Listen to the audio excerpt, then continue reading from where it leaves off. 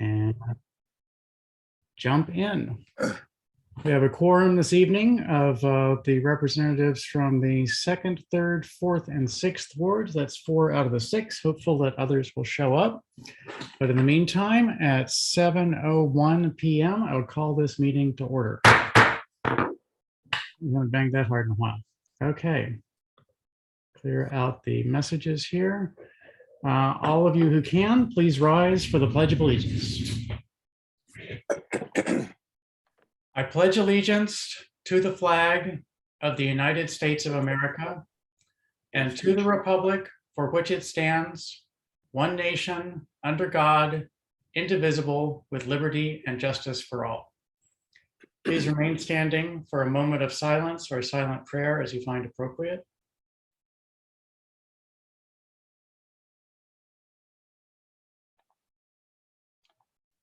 Thank you. Please be seated.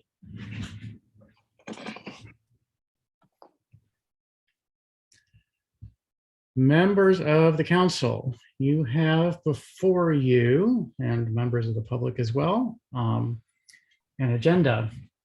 Are any amendments required to this agenda?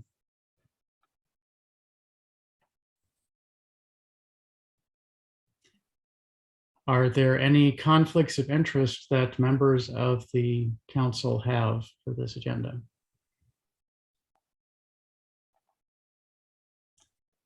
Okay, may I please have a motion to approve the agenda as submitted? So moved. Second. Motion by Councilmember, I'm having trouble tracking here. Councilmember Foe, seconded by Councilmember Sadiq. Are there any council comments on the agenda? Are there any public comments on the agenda?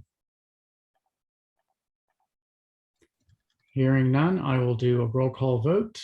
Councilmember Smith, Ward 1, is not present. Councilmember Foe. Aye. Councilmember Lingua. Aye. Councilmember Sadiq. Aye. Is Councilmember Mejia in attendance? She is absent. Councilmember Mayers. Aye. And I abstain. The motion passes 4-0-1. We have a few presentations this evening. The first one is the Hayden Spring Development. Lisa Butler McDougall and Samuel Parker Jr. will be providing a presentation. Thank you for joining us this evening. Excited to see how things are going. Thank you very much for having us. Do I have the ability to share my screen? Ms. Barnes? Hi, Jessica. Hello, good to see you. It's good to see you too. It's good to see everyone. Mayor Thompson, I'm not able to be on the Greater Riverdale CARES calls in the morning. I had gotten used to seeing you every Tuesday morning, so it's nice to see you. While we're preparing for that, I wanted to introduce the team that's with me that's going to, we understand that we only have a few minutes, so we won't be repetitive in what we've presented before, but I did want to take a moment. You all know Sam Parker. But we have 2 other members of our team with us. Scott Barkin with the NHP Foundation, who you'll hear from very shortly, as well as Jay Green, who many of you are familiar with. He's our lead development consultant from the Seed and Hayden Spring side, and has done remarkable work in the area of community development and affordable housing in the region. And so I am going to share my screen.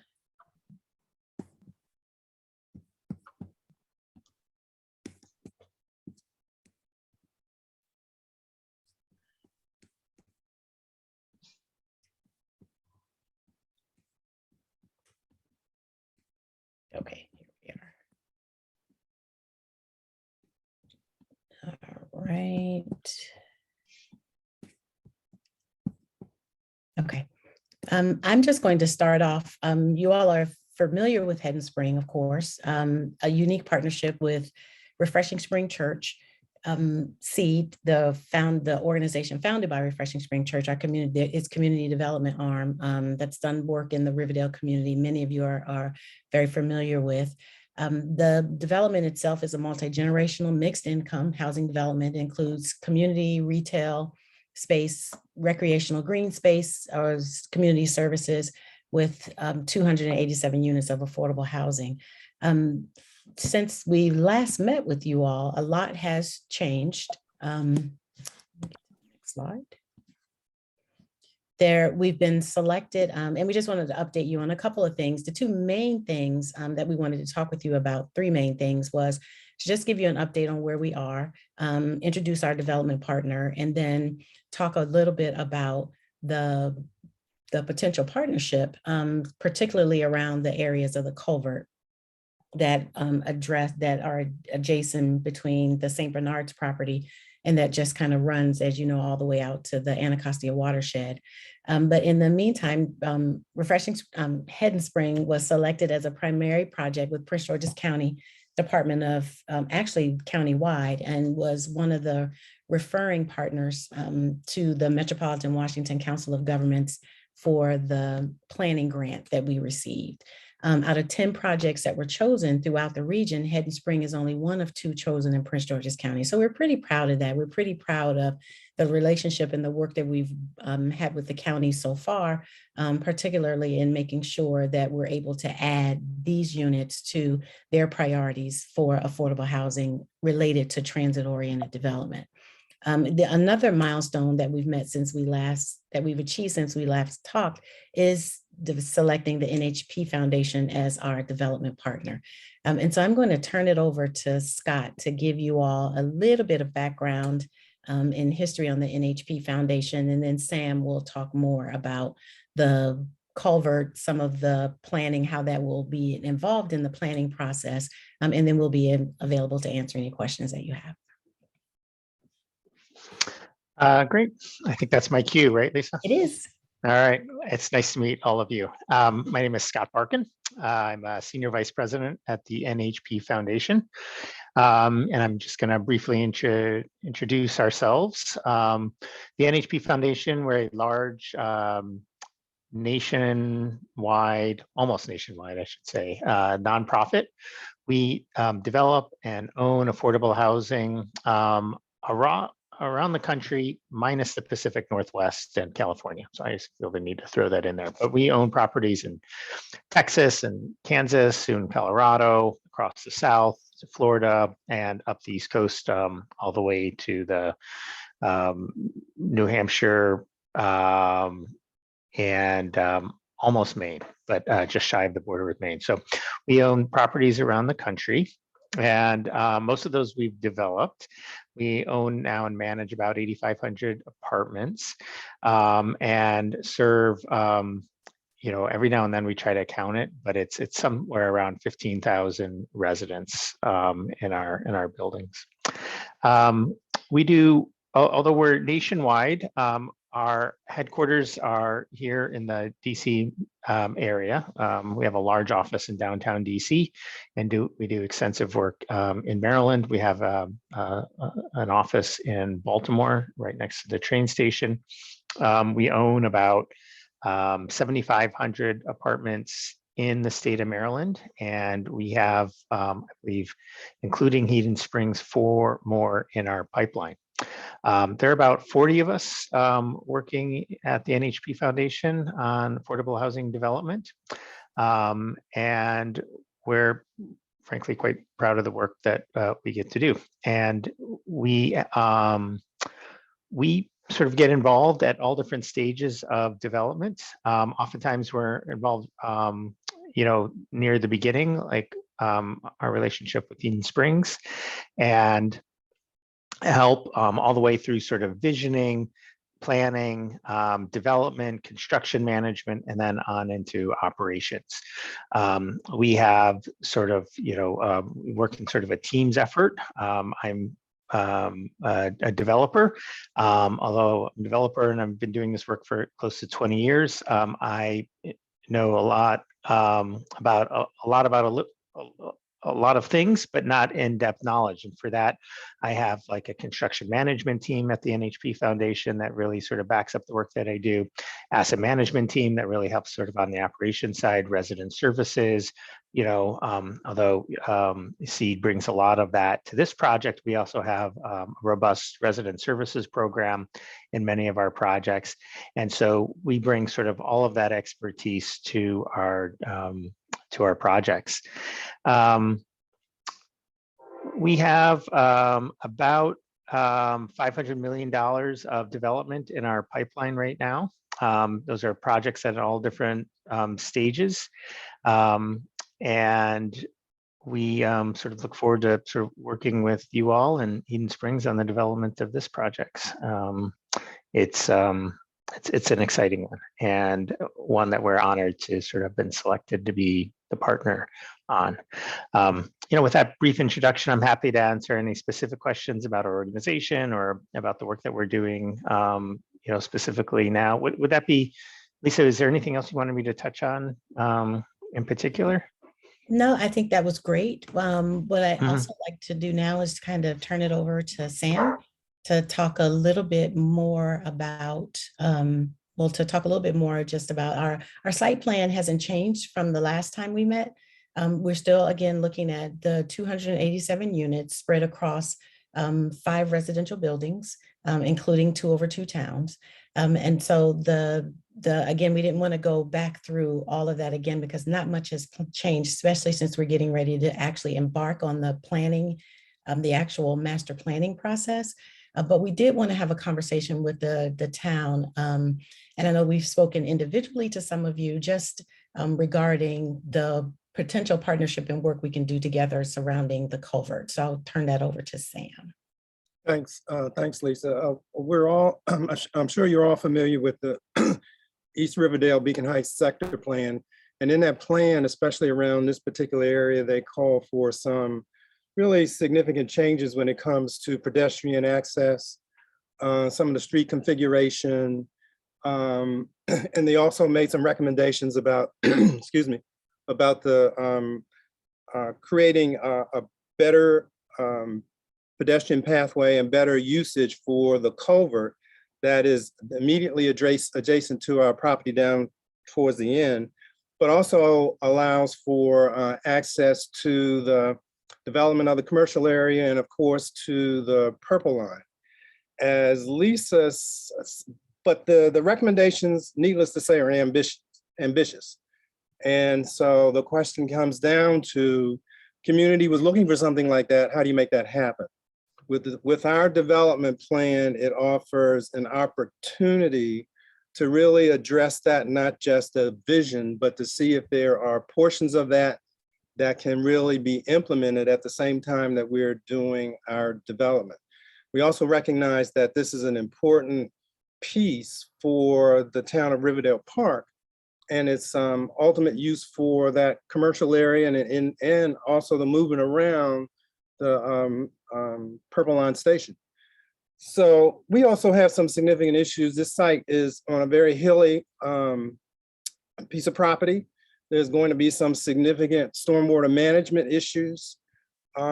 We did the master plan though, not with the assumption that the only way we could build it was to do something with the culvert. What we see this is an opportunity to address a significant environmental issue, and again, a pedestrian pathway issue in that particular area. We've had some conversations with Department of the Environment for the county. We've had some conversations with DPWC, which actually is responsible for maintaining that culvert area. And we've also had some conversations with CCAR. We recognize that in order for something like this to happen, it's going to take a significant interest and involvement and pressure from all the stakeholders in that area. It's not going to happen just because we're building that development there. And this is an opportunity for all of us to come together, the government, county government, the local government and communities, to really put the vision into a strategy for actually happening. We're proposing that happen in the area adjacent to our site and moves up into Riverdale Park. We are prepared to help in the endeavor. Needless to say, we couldn't afford to do, from a financial point of view, the development to handle what's necessary for this. So it is going to take a significant amount of government influence. That being said, we're ready to help put together that group and seek financing to do some of the technical work that's going to be necessary to answer some of the questions.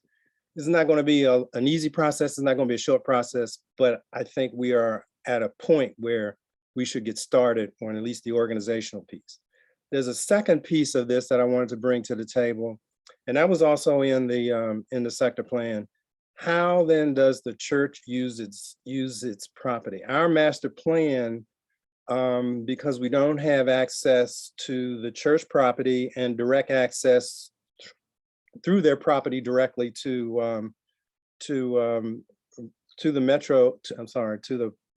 Purple Line station, we've shown the exit entrance to be at the other end of the site. Ideally, some sort of partnership with the church and how it uses the property next where the school is and the parking lot and all of that for both safe access, pedestrian access, and also ultimately, how do we handle that culvert? It all fits into the same package. It also is going to take some effort on the part of the community, to be honest with you, to bring the church to the table for some solid conversations as to what they want to do, what they can't do, and what the future may bring. We also need support on that. So those are two critical pieces. And I want to add that we have always seen the Head and Spring development as a model for how we environmentally use the property, how we use the how we treat our stormwater, and how water moves through that particular area. Very important. So how we look at this as a whole, as opposed to us just looking at those 10 acres, I think is a moment in time that we're ready as a development team to work with others to solve. Not just the vision, but to solve. So. And so with that, we would like to open it up for questions. Thank you to all three of you. I will open it up first to members of the council. Are there council member questions for the Eden Spring team?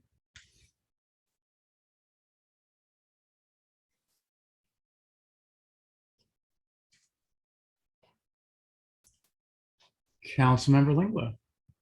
Thank you very much, Mr. Mayor. I had a question for the gentleman from NHP as to NHP's responsibility on this project and what that is going to entail.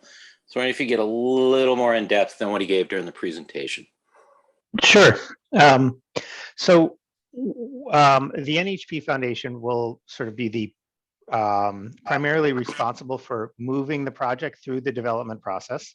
So that's everything from putting together budgets and timelines, helping to interview consultants, selecting consultants, recommending consultants, as well as then moving into the finance process, putting together, the big binder applications that will have to go to the state agencies requesting gap funds or tax exempt bonds, or taxable bonds if necessary. And then leading those discussions with private investors and lenders that will come into it. And then ultimately, once sort of financed and funded, moving into the construction stage, managing the design, engineering processes, negotiating with the general contractor, then ultimately moving to a financial closing, when we have all the money and promises to provide more money, actually starting construction, moving through the construction process, managing that construction process, providing the guarantees to our investors and lenders for the completion of that project, and then ultimately actually managing the asset on behalf of the owner entity. So one just quick point that I often get asked about, and I'll just mention, the NHP Foundation actually is not a property management company. We hire third-party property management companies, and we have, I think, 12.5 relationship with property management companies around the country. We have a team of asset managers who work with that those property management companies to, deal with sort of the day-to-days of property management. And so we'll, make sure that's done according to all of our funding agreements, but we don't actually do the property management. The NHP Foundation is not only do we develop and own, but we are what's considered long-term owners of property. So we are not in the business of developing, turning around and selling properties. We, develop properties, make sure that they're quality properties, because we're going to stay in the ownership entity for the next 40 years. And then my predecessors will have to deal with it. But we are, we're long-term owners, and therefore we care very much about the property, how it's developed, how it's constructed, and how it's managed. I guess Thank one you. other thing I would just throw out that, Go ahead. although I described it as sort of our leadership role, what the NHP Foundation also has done a lot, and what we pride ourselves in doing is sort of that partnership side of things. It's part of our sort of core mission to partner with nonprofits like Seed. And so although I sort of described a lot of those activities as something that we're to take the lead on, we're also very keen on making those major decisions, managing through that process in partnership with Lisa and everybody else at Seed.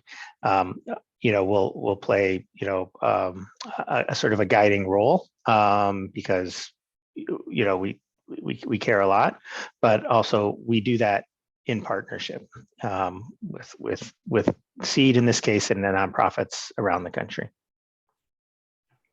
Anyways, I'll take a pause. Okay, thank you. That's the one question I had. Councilmember Foe, you have a question? Yes, I believe it was Mr. Parker that mentioned stormwater management issues that existed on the property and the need for potential government spending. Do we have any ballpark figure on what the kind of spending we would need to retrofit to make sure that our constituents won't be impacted negatively from stormwater development or the lack of water development? It's a little too early to say the specifics. We have already contracted with our engineering firm, and they are in the process as we speak and honing up the contracts to work on that and to figure out what the dynamics are, what the problems are, and what the ultimate solutions are. So we'll be glad to keep you abreast of what that is, but right at the moment, we don't have that kind of information. All right, thank you very much. Are there additional council questions? Are there any public questions? Members of the public? Oh, Councilmember Lingua put his hand back up again. Councilmember Lingua, go ahead and jump in. My apologies, Mr. Mayor, just a little slow with the fingers tonight. Ms. Parker, I'm sure in your discussions with DPW&T and other entities at the county level, they shared with you what the current plans are for that culvert in terms of their overall renovations. So are we to understand that what you're looking at doing would be something that would be different from what the county is currently proposing to do? We were looking in our discussions, we were looking from the site from the Baltimore-Washington Parkway up to Kenilworth Avenue. And it was primarily with Department of Environment. I didn't get a lot of it from DPW&T again, which is the maintenance that they had indicated they had done some maintenance early on, which I traversed that area quite a bit. I do know they replaced a couple of bridges, but they didn't indicate there were any long-term plans in the works for that particular area. And part of what they were talking about is the process of getting into long-term capital improvement commitments. And so they were interested, they were just as interested in what the possibilities are as we were. So it wasn't as if we were saying, let's do something different. They were saying, how can we go down this route the same way? They recognize some of these, there are many concrete culverts like what we have in other parts of the county. They have done some in other parts of the county, have made some changes, but they didn't give me any indication that there was any immediate plans for that culvert. That's the part that I was telling you about. Okay, thank you. Okay, any additional comments from council or members of the public? Seeing none, I'll go ahead and jump in. I like to wrap up at the end, take the last bit. I would first of all like to say that I'm really excited to see the progress that you guys are making and that the project is moving forward, that you have a development partner who looks to be experienced in this sort of business, because the development that you're proposing of a pedestrian oriented and environmentally friendly development that will provide inexpensive housing, workforce housing, is something that matches many of the goals of the town of Riverdale Park. You're just outside, as you know, but we're very excited in that, and we're excited to work with you on that. I'm very excited to hear that that you're interested in turning the culvert from just a culvert into something that's an amenity, that's a water feature. It sounds like you want to do that and integrate it and make it something that's interesting to members of the community. And I'm really glad to see that. And I think I've spoken on this at a few council meetings over the last 6 months or so, that I think that something that would be a good start is to find out if it exists, what the name of that is. And if it doesn't, to create one. Because when I first moved into town, then the culvert that was near my house was just the culvert, but in fact, it's now called Wells Run. And we have some interest in making it be a water feature and something interesting. And I think the same thing could happen with this one that goes through your property. So if any of you have people who can research the history and find out any names that it might have and move forward, because even I've looked on a lot of maps, nobody has a name for it that I can find, and so it should have a name. And that's sort of my big comment from this. But we are interested in working with you. We are interested in working with the county government to make this project work and make the renovation of that waterway work for the community overall.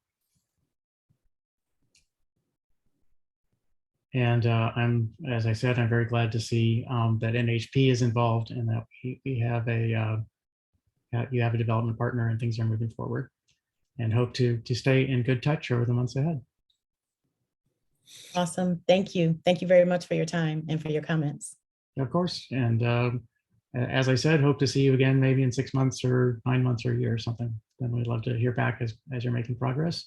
And please reach out in between if you have needs in the stormwater section. If you have needs in other areas, then please reach out to me or to other members of council or to town staff so we can communicate.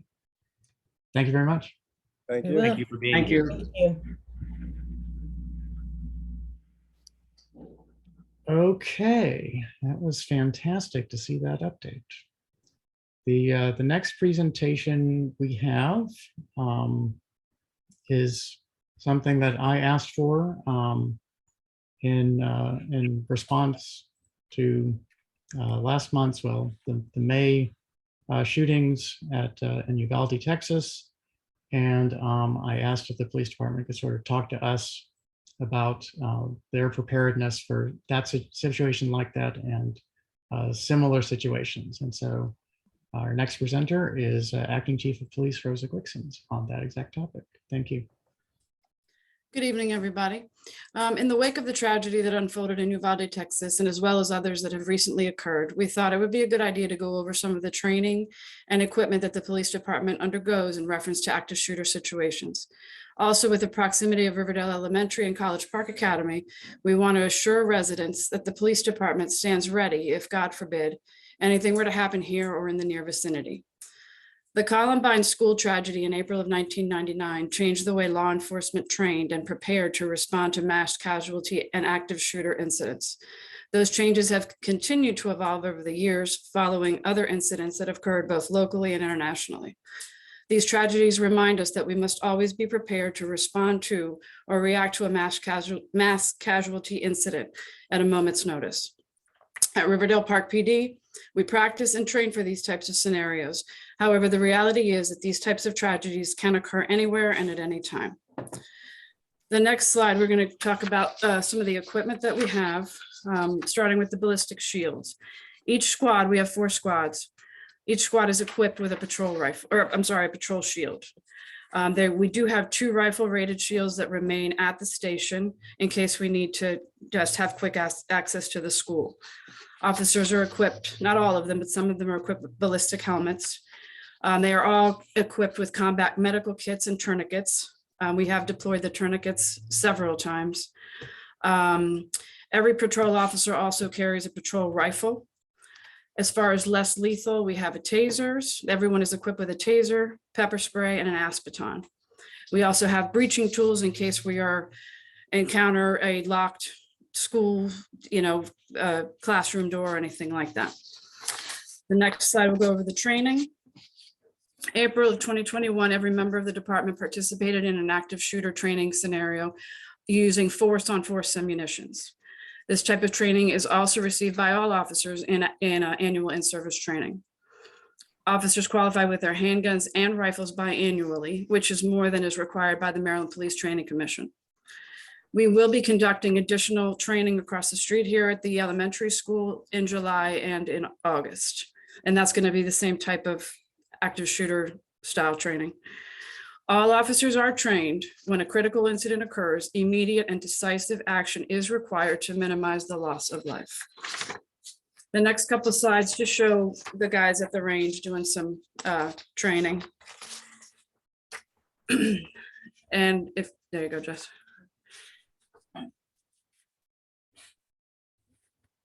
The last slide here, this is just touches on the incident command system.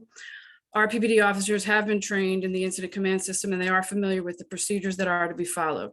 All supervisors have undergone the FEMA 100 incident command class, which is the basic course, as well as several that have gone up and taken several elevated classes. And that revolves around the unified command, which would be the Riverdale Park Police, Prince George's County, and Prince George's County Fire. The ICS just allows agencies to work together using common terminology and operating procedures.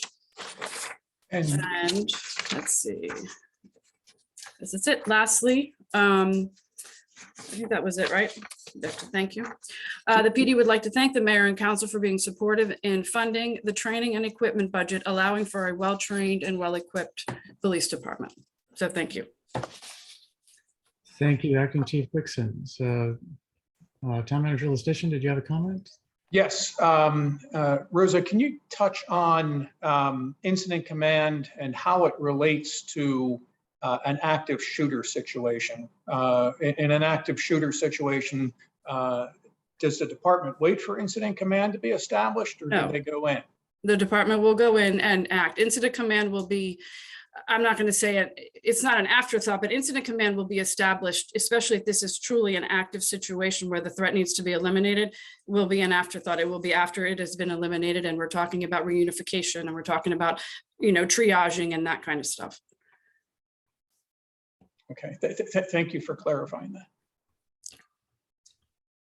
So I will, as usual, allow the council and members of the public to have questions first. So council members, do you have some questions or comments on the presentation?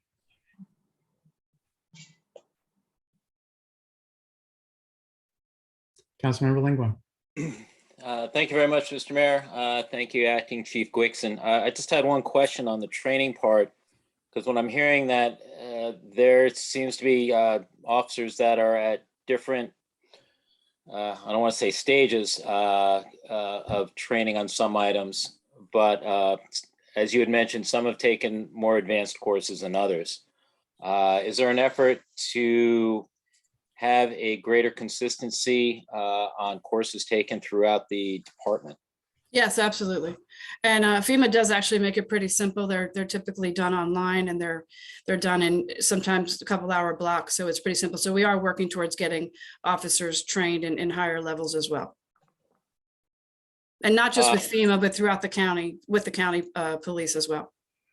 Also, second question I had, if I may, regarding on the training, does the department practice essentially live rehearsals, so to speak, where they're needing to go into, where they're working with a structure that they would have to go into, scenario training, for lack of a better term?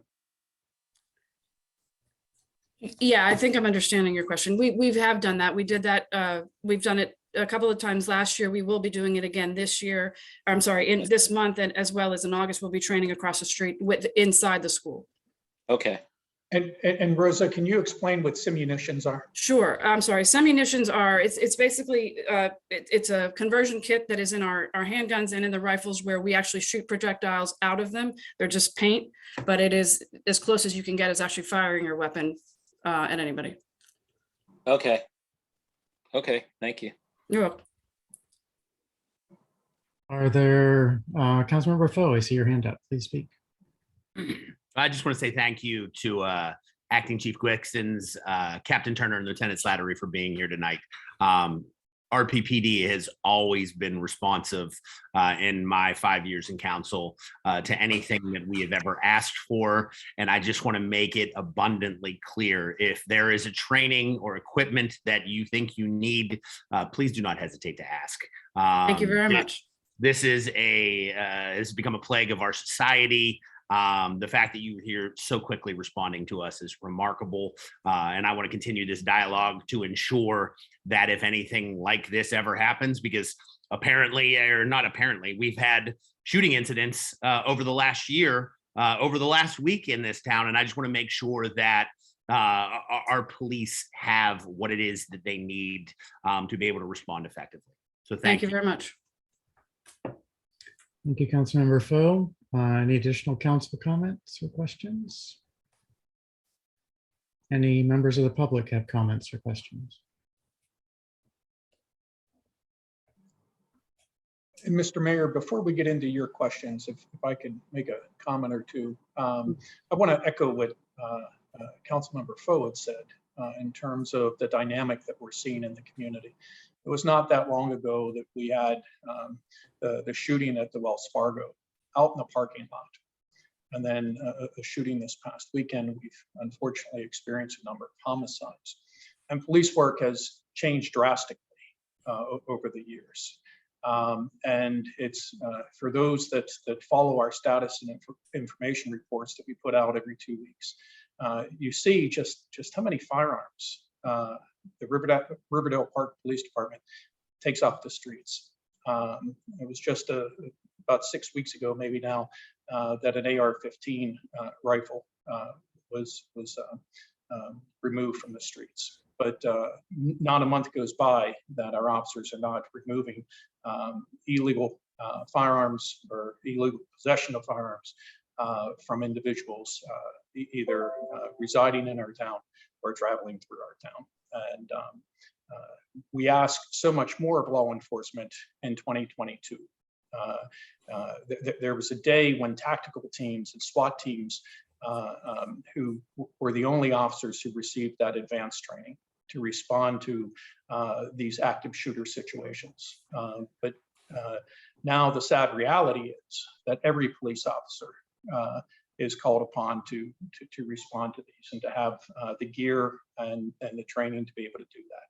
So I want to thank the mayor and council for continuing to fund the police department at appropriate levels And we will return to you whenever we need something in additional to what we have currently. Thank you for those comments, Mr. Lustician. So I will just say that in sort of a backdrop to my comments, that watching as the information about what went wrong in Uvalde comes out, it's just been horrifying. You know, each new report showing that there were situations that are decision points that a bad decision was made, and this happens. You know, in a high stakes situation, in a fast moving situation, then things sometimes go poorly. And the only thing that I know of that can possibly make that less likely is to have training and to have drills and to have people making those decisions under the closest simulation that you can to the real one possible. Sounds like our police department is doing that, and that's really good news. And something else that I would really like to know is that the police department is, as I am, I suspect you are, but I just want to hear it, that you are in fact tracking the information that's coming out of that shooting and other shootings since then, since there have been way too many, and checking that against our policies, our drills, our equipment, and making sure that there's nothing that we can learn from them, because I think it's critical in responding to a situation where things went poorly to understand what went wrong and to do the gaps analysis to make sure that at least that won't happen, and hopefully thinking a little bit beyond the immediate failure, that similar failures won't happen also. And I'll just add that there have been multiple situations during my time on the council and as mayor where our police officers have responded admirably to situations that could have gone very badly. And I want to thank all of the officers who were involved, and many of them suffered poor consequences. You know, there's one officer who I recall had to go out on a disability retirement because of injuries that he sustained while protecting the elementary school. And so we have good officers. We've seen them do the right things and do well. And so I trust you all implicitly, but I just want to hear from you that you're paying hopefully more attention, since you know what to look for, to the reports coming out, and making sure that we're doing the best job we can. Yes, sir. I assure you we are. Thank you very much.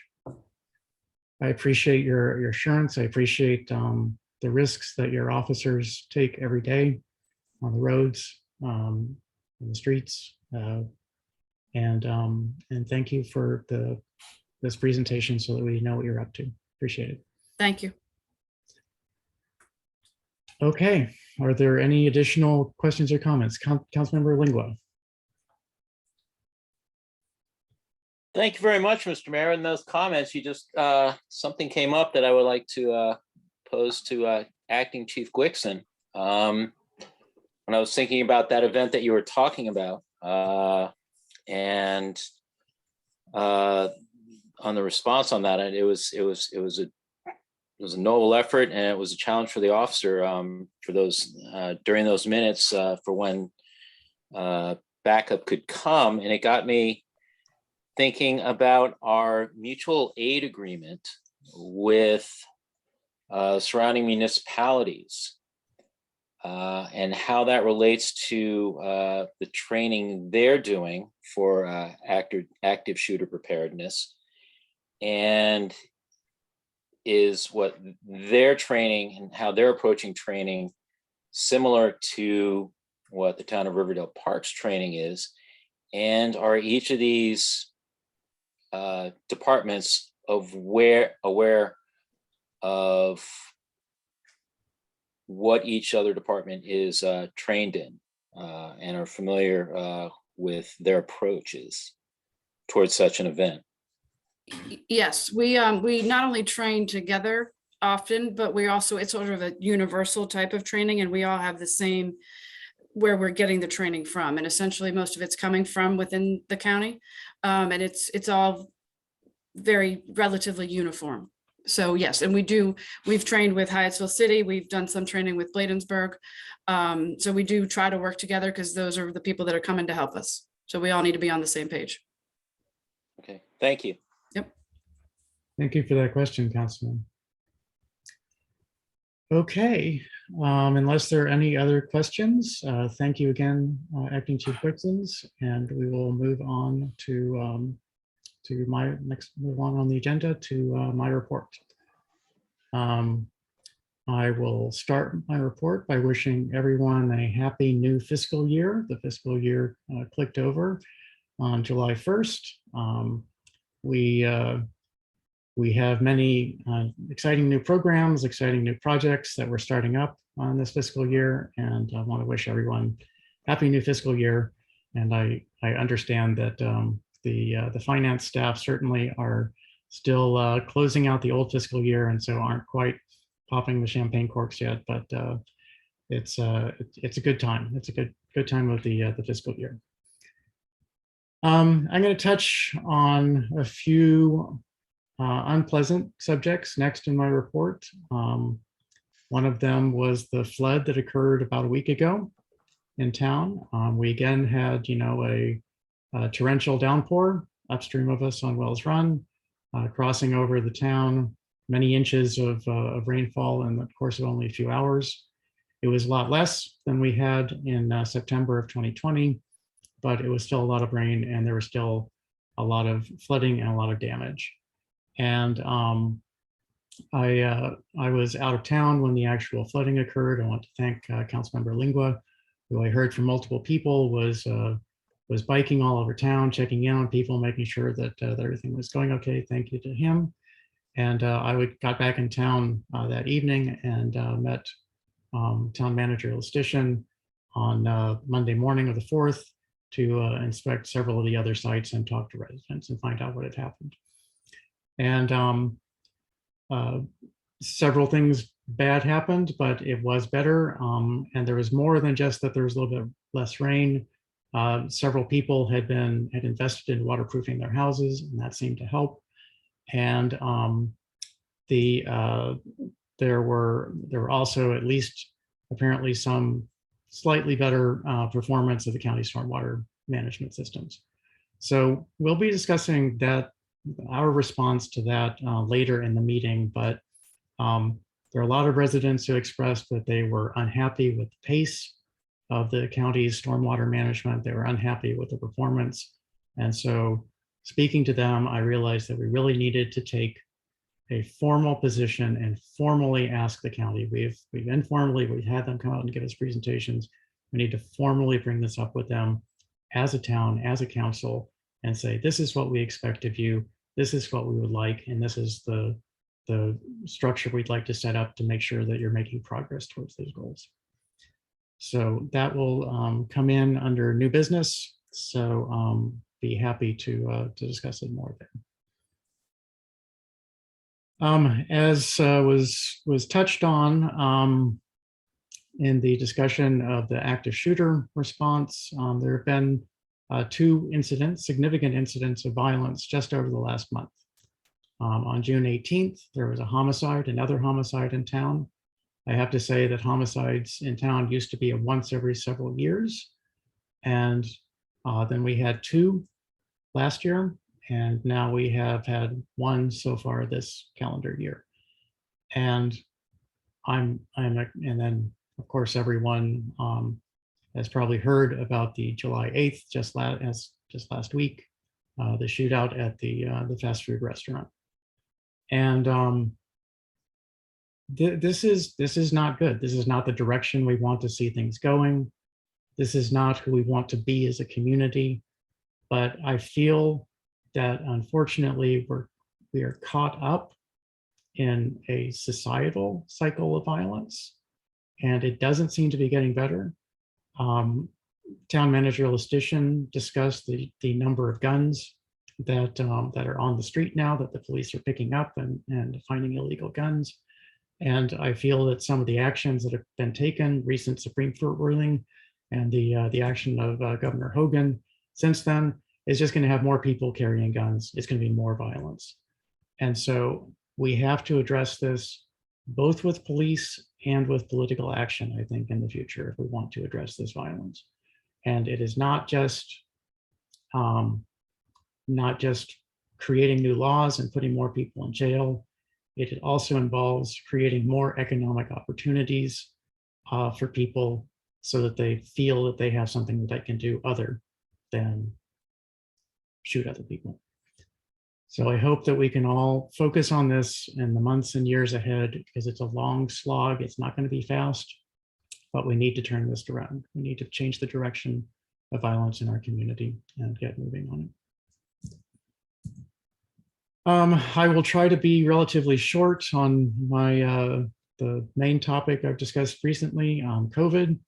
The numbers have been relatively steady over the last few weeks, flat diagnosis rates. Things seem to be slightly in an uptick. The hospitalizations in the country as a whole are at the highest level that they've been in since February, in the last 4 months. Diagnoses seem to be picking up, and there's a new variant out there, BA.5, Omicron BA.5, that appears to be immune evasive and based on its mutations, more likely to be serious, result in serious symptoms, hospitalization, and death. And so just have to tell everyone that yes, the weather is beautiful. Yes, it's nice to get together with people. Please be as safe as you can in all of these circumstances. As I said, I traveled out of town over the 4th of July weekend. I met with family up in Boston, but we ate outside. We maintained distance. I maintained masking. And it's been enough days now, 7 days out from that, that I think that none of us managed to transmit, either pick up COVID or to transmit it between us while we were visiting up there. You can do it. It is possible. The tools are all there. Vaccination, ensuring ventilation. Heard too many stories of people, even outside, transmitting COVID between themselves because these new variants, very transmissible. So even when you're outside, especially if you're in a crowded situation, mask up, try to get the other people to mask up as much as you can, and the best quality masks as you can. So I could go on for quite a while about this, but I'm just going to cut it off there and say the pandemic is not over. We're being as safe as we can. We're trying to upgrade systems. We're trying to upgrade our behavior to make sure that we all stay safe, and asking everyone to do that as well. Councilmember Foe, do you want to comment on that, or do you want to wait to the end of my report? I have a few more short items. I can wait, Mr. Mayor. Okay, very good. I was happy to meet last week with the redistricting commission, Riverdale Park Redistricting Commission. We got our first meeting out. We had a lively 1.5-hour discussion, informed about the legal requirements by the town attorney. And we had as a special guest, Councilmember Foe, who promised to keep his fingers out of the cake. And so that was, it was a good meeting, lots of interesting questions, and we are developing a roadmap for going forward that will involve more meetings. And also, in particular, we're looking at some public outreach at the September meeting, probably. So in the town crier that comes out in early September, we will be announcing that we'd like to have people come to these meetings and tell us what their priorities are in redistricting, and see whether the commission can draw some maps that address those priorities. It was great. It was a great meeting. It was great to have that and to have the lively discussion. And last but not least, we are in the middle of early voting in the Maryland gubernatorial election primary. And it started last Friday and it ends this Friday. Polls are open 7 a.m. to 8 p.m. The closest location for us, I believe, is the College Park Center. And then next Tuesday will be Election Day, July 19th. And that's your last opportunity. And I encourage everyone to learn about the candidates, because there sure are a lot of them. And there are a lot of viable candidates. And that means that your vote could really make a difference. There have been elections in this county that were determined by only a dozen or so votes. And so that could happen again. So please learn, get out there and vote, and make your impact felt. And with that, that's the end of my report. Councilmember Foe, you wanted to make a comment? I just had a question for you, Mr. Mayor. The Washington Post, I don't know if you saw it, just did an editorial calling BA.5 one of the scariest versions of COVID that we've seen yet because of its communicability. Do you think that it's time for the county council to reconsider indoor mask requirements? I think they should be reconsidering them all the time. You know, I think that should be standing order of business is, do we need to do this? But yes, I do. I think that, you know, I've mentioned this before. I think the CDC's current guidance and maps are lacking. You know, we see this map that that shows the whole, most of the country, you know, as being blue and green and happy. And in fact, we're getting, you know, in excess of 100,000 infections each day in the country. And those are officially recognized. And we know that the number of the people who test positive on rapid tests, and those are never reported, is huge. And so we may be having 1 million infections a week. Yeah, I read something like that with the proclivity of home testing.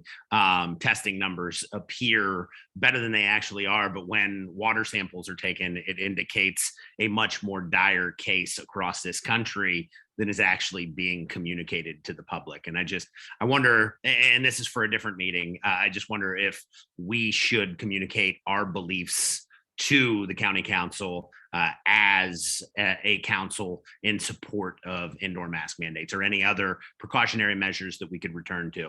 I honestly think we should look at that. I think by the time we meet again in September, that we'll probably have, you know, the BA.5 wave will probably be raging at that point. Yeah, I said it's a BA4 and BA5 make up 70% of cases in this country already. It's remarkable.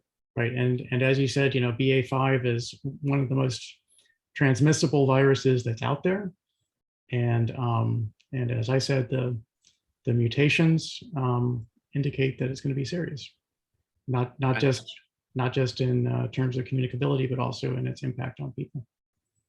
So I appreciate that. Thank you, Mr. Mayor. Of course. Okay, I did not put up Councilmember Foe to those questions, I promise. I will now close my report and go to the next item on the agenda, the town manager's report. Mr. Town Manager. Mr. Mayor, thank you, sir, and members of the council and the staff team of the community. A few things this evening. As the mayor had mentioned, you have an agenda item this evening to talk about stormwater management, specifically with the county. But I wanted to share with you all briefly that Director Lewis and I will be working this summer on a proposal where we take some town funds, some ARPA funds, and we work with the county, hopefully through their municipal participation program, and the town help the county lead, if you will. It's one of those things where sometimes you need to lead from behind or to set the example. And so Director Lewis and I are putting together a proposal to bring to you at the end of the summer to do just that, where the town could be better positioned to help the county succeed in their responsibilities to improve stormwater management throughout the town. And so more on that at the end of the summer, but I do want you to know that that's something that Director Lewis and I are working on. A few dates to remember. There's a community meeting this Wednesday at 7 p.m. It's a virtual meeting, reference the residential parking permit program, and that is in Group 1, which are the scattered sites, I'll call them. We also have a community meeting on August 10th, and that's for Group 2 that involved the Madison Hill area. Our next walk and talk is scheduled for August 20th at 9:30 in the morning.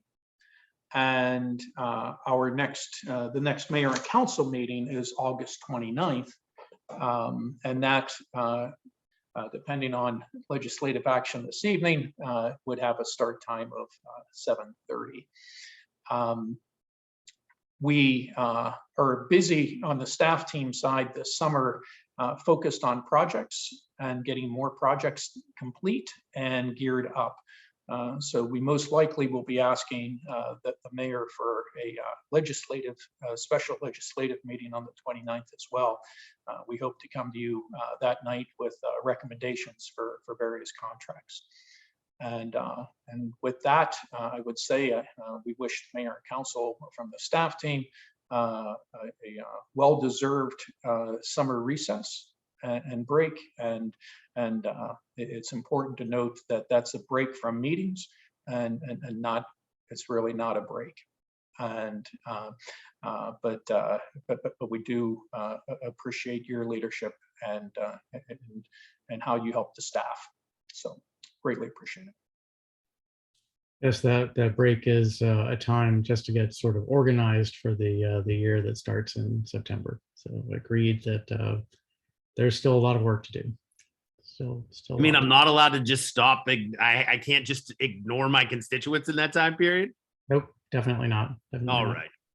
And Mr. Town Manager, I hope you've arranged for cool weather on the morning of August 20th for the community walk. I believe that we put Director Barnes in charge of that, but it's my understanding it didn't work too well at the last walk and talk. Mhm. So I'll have to look at assigning someone else. Yes. To arranging for good weather during the walk and talks. Okay, very good. Okay, moving along on the agenda. Next item is the monthly finance report. Deputy Director Jones. Sure, thank you. Thank you, John. Tonight's finance reports subject to audit include a revenue and expenditure comparison dating from the beginning of last fiscal year, July 1st, up to the end of the fiscal year, June 30th. Additionally, it will cover the two previous months and the two previous fiscal years. So for the month of June, revenue totaled $859,982. Expenditures totaled $882,401 with a deficit of $22,419. In the previous fiscal year, revenue hadn't reached as high. It was just at $772,000 with expenditures totaling $942,451. With a net of $170,391. Year before that, fiscal year 2020, revenue totaled $526,000. Expenditures totaled $783. So the trend, as we can see in June, is the town continues to increase revenues and keep expenditures fairly flat. If we look at the year-to-date total, we have a revenue total of $9,588,000 with expenditures totaling $7,849,000 with a net of $1,738,771. So overall, when we look at the town's financial standing, we are in good shape when we look at the finances. There are some year-end adjustments that the mayor had mentioned earlier that we are continuing to work on, journal entries, write-offs, things of that nature. So this won't be the final figure. Additionally, we expect to receive 2 months of speed camera revenue as we receive those 2 months later. So we will be receiving May and June speed camera revenue. And that's actually, one of the reasons why we had to make an amendment to the budget. So as of now, when we look at the revenue, currently, town sits at 123% of the original amount. With the amendment that was made a couple of weeks ago, that number is now 117% of the revised amount. Expenditures continue to be conservative. Expenditures are at 101% of the original amount, which is part of the reason why we made that amendment. But with the amended amount, the expenditures are at 88%. So overall, the town is currently in a favorable financial standing. Again, we do expect to make some year-end adjustments, so these numbers are expected to change. But overall, we don't expect to have to make another amendment. We'll be well within the expenditure amount, and we expect to receive additional revenues at the to end the fiscal year as well. So yes, that concludes tonight's financial reports. And if there are any questions, I'd be happy to answer any. Thank you, Deputy Director Jones. I just want to point out in your discussion of the expenditures and the adjustment we made a few weeks ago, that was driven by the fact that we had much higher than expected revenues from the Safe Speed for Students program, and that we are required to pay our provider out of those revenues. And so the expense of that was also higher than anticipated because of the excess revenues. So this is not the fact that we clicked over 100% is not something that's a structural issue. It's just an issue of our expenses that are tied to that particular revenue source. Mr. Mayor, Yes. an unusual request Yes, sir. in the middle of a finance report, but the discussion is on the Safe Speed for Students program and how that is produced more revenue than anticipated, but it also means that folks are not driving slowly. And if I could take a minute, I believe Marissa Davis is on the call. Wonderful. And I just wanted to introduce her to the mayor and council. Marissa, I had to move you over on the bar here, but Marissa joins us as the town's new community safety program manager. And she will be working not only on the automated enforcement, but doing community outreach and working closely with Director Lewis and Shelton and the town's engineers on the environment. So it's not just enforcement. And Marissa, welcome to the town. And do you have anything you want to share? I'm putting you on the spot. Yes, sir. Thank you for the welcome. I look forward to working with everyone and seeing where I can best be utilized. I can't wait to get in the community and work with everyone in the community, but I look forward to helping Riverdale grow and be as safe as possible. Thank you very much, Marissa. Thank you, sir. And thanks for being good with being put on the spot unscheduledly. We're very glad to have you on board. It was very nice to meet you at your swearing in a couple of It weeks. was very nice meeting you, Mr. Mayor. Thank you. Okay, appreciate can we get back to the finance report? Are there additional council questions on the finance report or comments?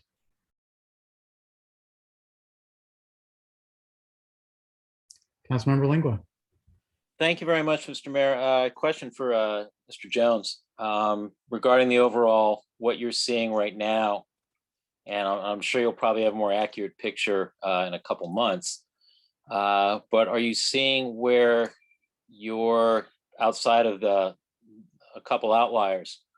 Are you seeing how the projected expenditures and revenues played out to within, I know last year you said it was an average of plus or minus 2% roughly. Are you seeing that again this year? I'm sorry, could you repeat that, the 2% part? Last year when you gave a report on the fiscal year 21 budget, you had said that in terms of the budget that was passed, expenditure and revenues fell within about 2% of what was budgeted. Oh, yes. Well, so for this year, after making that adjustment that we made a couple weeks, we definitely expect to be there. And it Okay. should fall in line, yeah, with where we've been in the past. Okay, thank you. Any additional council questions or comments? Any public comments? So I wrote myself a great big red note in the agenda to wait for a motion at this point. Mr. Mayor, I'd like to make a motion to adopt the treasurer's report, subject to audit. Seconded. Motion to adopt the treasurer's report subject to audit by Councilman Lingua, seconded by Councilmember Foe. Is there any discussion of the motion? Are there any public comments? I will do a roll call vote. Councilmember Smith is not present. Councilmember Foe, Aye. Councilmember Lingua, Aye. Councilmember Sadiq, Aye. Councilmember Mayers. Aye. Thank you. I abstain. The motion passes 401. Okay, next item on the agenda is correspondence summary. I hope that everyone's had a chance to look at it. I will just mention that it sure is ironic that June is Flood Awareness Month. I think we're all aware of flooding, and the county's note to the town saying that we noticed that your business is in a floodplain. We're quite aware of that, and are hoping that the infrastructure can be built up so that we can have a better safety for our building and for our residences in town overall. Moving along, unless someone has a motion to make based on the correspondence. I did not receive a fire department report. Did staff receive a report? No, sir. Okay. Then let's move on to the council committee and ward reports. As I said previously, Councilmember Smith is not present. So we'll move directly to Councilmember Foe. Good evening, everybody. First and foremost, I just want to, do a check-in. I hope that everybody is doing well. I just want to reiterate once again that I am here. I do have an incredible backyard where some spacing can occur. And if you ever find yourself in a situation where you need just somebody to talk to, I am here. I have been there before. And I would love to assist in any way, shape, or form in letting you know that even if you don't live here, you are a part of this town and that we support you. So secondly, Daddy Daycare is in about its third week. And I just want to let everybody know that it is completely whooping my butt. And the point that I want to make right here is I want to look at all mothers. And I am privileged enough to be able to, with other residents in Riverdale Park, have a nanny that helps us with leave on. Your work does not go unnoticed. I recognize the sacrifice that all mothers and caregivers make. I am in awe by your persistent support, love, undying energy. I thought I was going to be a natural at this. My wife thought that she was going to struggle with this, and every single day she puts me in my place and shows me what proper parenting looks like. And that's why it is so hard for me to believe that this country is making decisions on your behalf when it comes to your body. And I just think that is outlandish. I think that as we talk about women's reproductive freedoms, it needs to be a dialogue that just is that includes women. And I will be here to support you in that. Secondly, and again, Mayor Thompson stills a lot of my content. I just want to let everybody know that he does it more eloquently a lot of times and with more facts. But you've taken two of my points on this agenda, and I want to thank you for that because it means that we're thinking of the same things. More rain, more floods. Same old story, right? I get a text message from Ward 1 resident Heather Kronk showing me flooding in her backyard and into her house.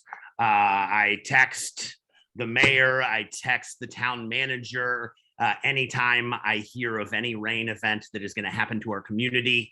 And it's just, I believe what the mayor says is right. The time for asking for support has come to an end. We need to be more vocal. And that's not just this council, it's people in our community. It's my ballot, right? I love being able to have a mail-in ballot because it allows me to ask so many questions pertinent to each candidate. This is the first time that I've ever voted where I know a preponderance of the candidates, and I haven't submitted this yet. So the next thing on my agenda is to email every single one of these people and ask, what are you going to do about flooding specific to Riverdale Park, right? And the thing is, we need to be vocal together. This needs to be something that is not just council. It needs to be residents who are in turn going to those candidates and saying, what is your plan to counteract climate change as it applies to Riverdale Park? Because it doesn't really seem to be part of the national agenda right now on what we're dialoguing. And yet every single year we're dealing with residents who are getting flooding in their backyards, who are having, you know, their life altered significantly by their property being destroyed. And ultimately it's going to be displacement in terms of trying to find somewhere else to live where this doesn't occur. And ultimately it's going to be those communities that pay the price. So I'm just asking every single one of you to reach out to these candidates to ensure that when it comes to stormwater management, Riverdale Park is a place that they're thinking of. The third point that I want to talk about is this increase in violence across town. It's hard not to look at this selfishly, right? I have a 14-month-old son that means the world to me. And if you zoom out and look at our neighborhood, we've had 3 murders. We've had a shooting at the bank. We've had a shooting at the McDonald's. We had a police officer shot in the foot. And these are all instances that have occurred within 1 mile of my residence here on Rittenhouse Street. And that is just alarming beyond any point that I could ever begin to imagine. Like, I have to realistically tell everyone here, my first thought is to leave, right? We've established roots here.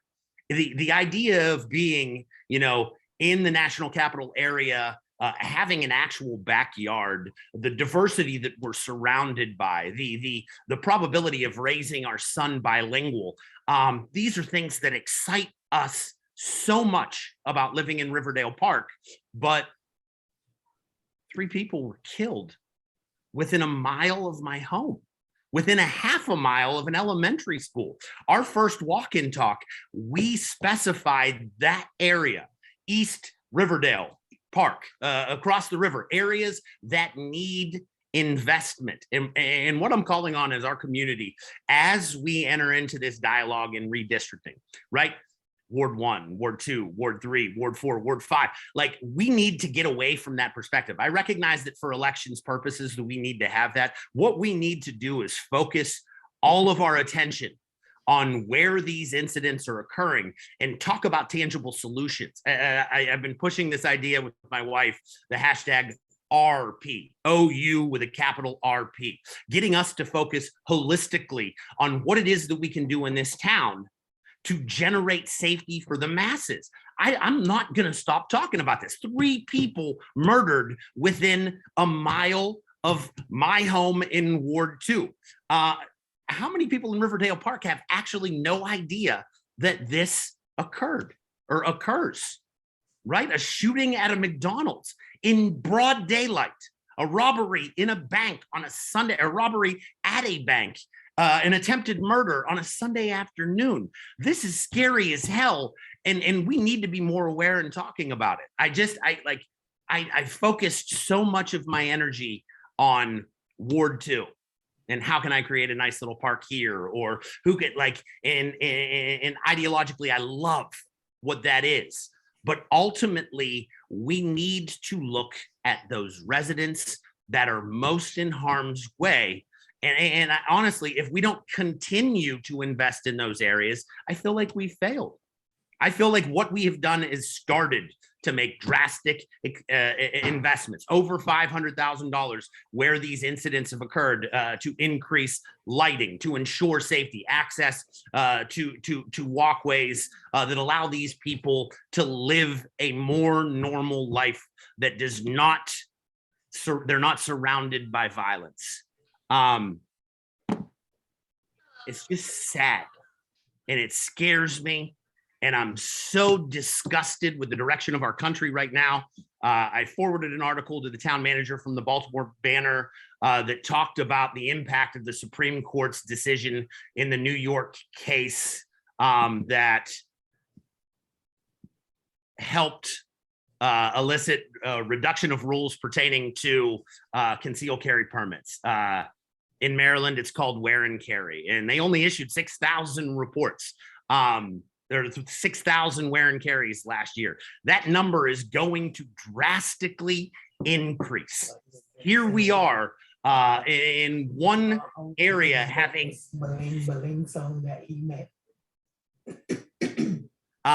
here we are in this area that has 6 incidents in the last 6 months, and our Supreme Court is saying that concealed carry is a right where states cannot infringe upon that.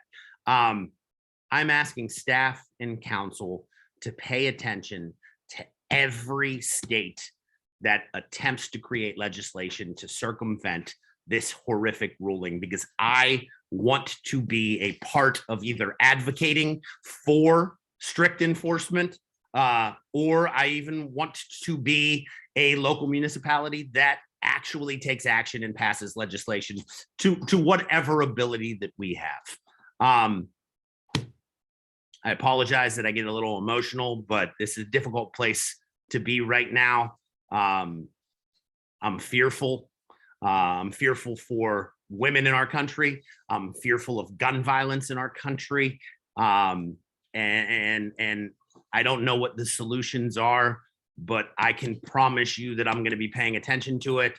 And if there's anything that we can do, I want to push those policies forward. And with that, I will yield my time. Thank you, Councilmember Foe. Lots of good discussion. Councilmember Lingua, Ward 3. Thank you very much, Mr. Mayor. Good evening, everybody participating in this virtual event. The Central Kenilworth Avenue Community Development Corporation will be holding its meeting tomorrow evening, 6:30 to 8:30 virtually. If you'd like any more information on that, you can go to ccarcdc.org for more information. As of this time, an agenda has not been released yet for that meeting. My presumption is that there will be updates on various programs and projects. I will say, as of late, the members of the CDC have been participating in a Standards of Excellence seminars with Corwin Macklin regarding 501c3 operations. They recently just had the second of what is scheduled to be 3 seminars, quite informative. And from it, the CDC is looking to better be able to grow and evolve as a community development corporation. As the mayor mentioned earlier, on Sunday morning last, on the 3rd of July, being that the mayor was out of town, I did a survey of the town, seeing to the extent of the damage from the previous night's rains. From what I recall, a series of 3 deluges that occurred within about a 2.75 to 3.5 hour period over the night.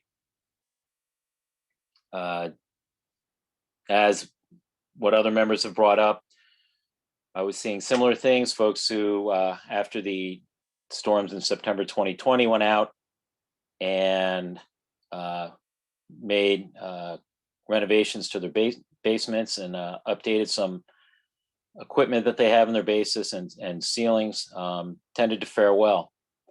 A couple folks had pumps burned out, needed to be replacing them. One unfortunate family that I came across had over 48 inches, probably closer to 54 inches of water in their basement, which submerged the washer, the dryer, the hot water heater, and the furnace. Throughout the time that I was doing the survey, the one thing that kept striking me was what I kept hearing about folks about their sump pumps.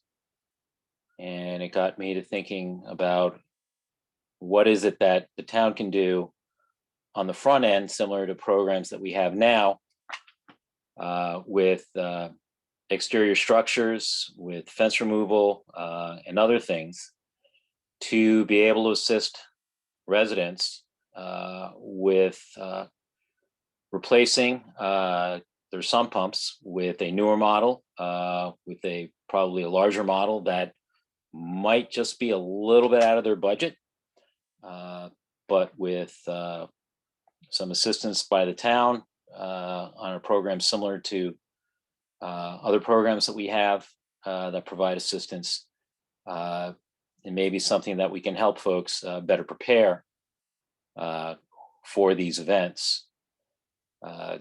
We could see this as something that we're doing on the front end, also to help essentially not only the residents, but also the town on the back end in terms of cleanup and disposal of items that residents would otherwise be having to discard. I hope this is something that as a council we would consider. And if there are any other ideas or folds on this idea that we should be considering as well, I hope to hear from other members and that we have a good discussion on this matter. I hope the rest of the summer will be somewhat dry for everyone. As we all know, we are in hurricane season, and hopefully this area, this municipality, and this general area, and this watershed and the Patuxent watershed are spared any such extreme weather this season. All we can do is hope to an extent, and the other thing we can do is be as prepared as we can be at each of our homes.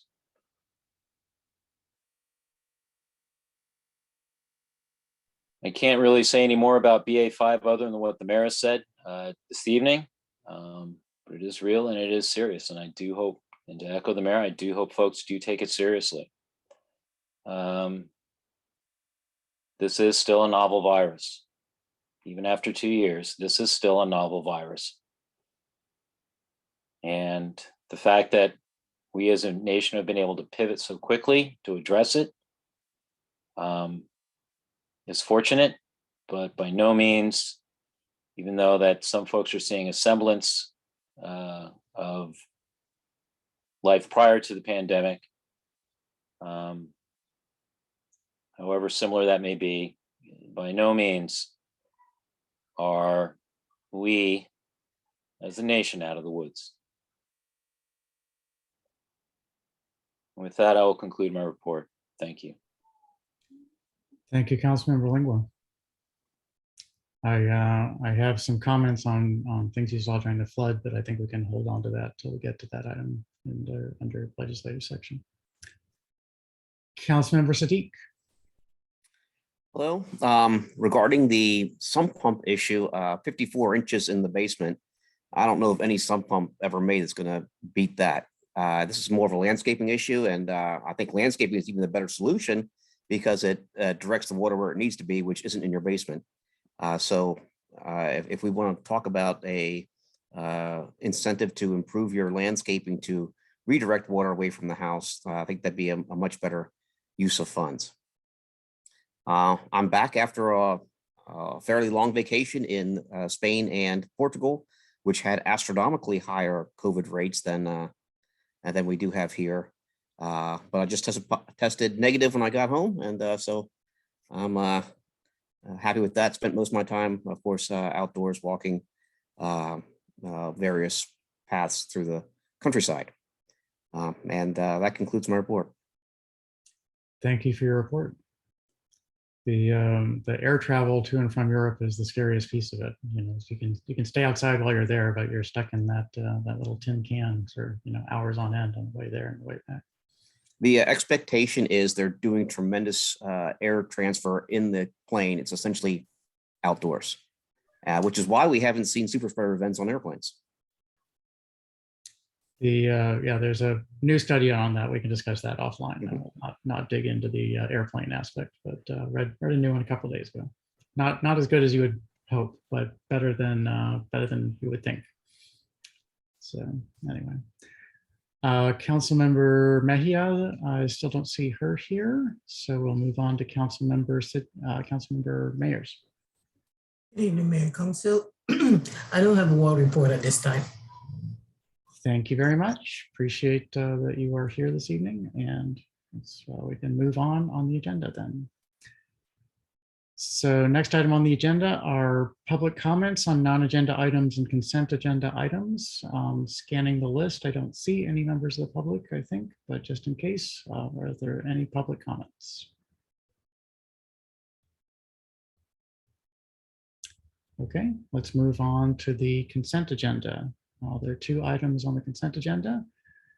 And this consent agenda is not discussed or debated. It's simply up or down vote. So would someone like to make a motion to approve the consent agenda items? So moved. Is there a second? Second. Motion by Councilmember Foe, seconded by Councilmember Siddiq.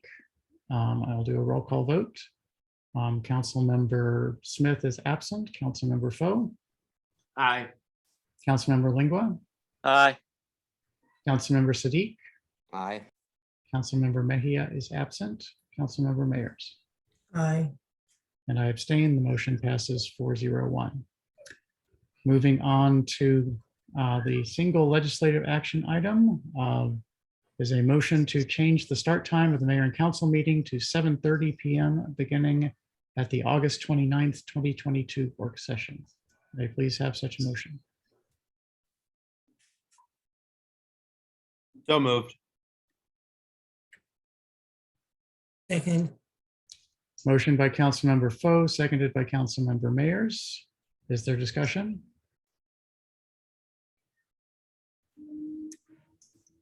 Hearing none, I will jump in and thank the council for considering this. I know that this is driven largely by my work schedule. I was unable to put in a full work day today, and I think that having this later start time will make it easier for that. And I appreciate the consideration, and I appreciate the staff willingness to meet at the times chosen by the council. So thank you again. If there's no other discussion, I will move to a roll call vote. I didn't ask for public comments. Are there any public comments? Okay. Councilmember, go to the roll call vote. Councilmember Foe. Aye. Councilmember Lingua. Aye. Councilmember Siddiq. Aye. Councilmember Mayers. Aye. Councilmembers Smith and Mejia are absent, and I abstain. The motion passes 4-0-1. Thank you. Next on the agenda is unfinished business. First item is Prince George's County Police Accountability Legislation, CB 021-2022. Is there a staff report on this, or should I go ahead and jump in? Mr. Mayor, if you want to jump in, the question that the staff have is whether or not the council wants to comment further. Okay, well, I will jump in and say that County Bill 021 was amended. I've been unable to extract from our county council members the exact current status of it, but I believe it has not yet been voted in.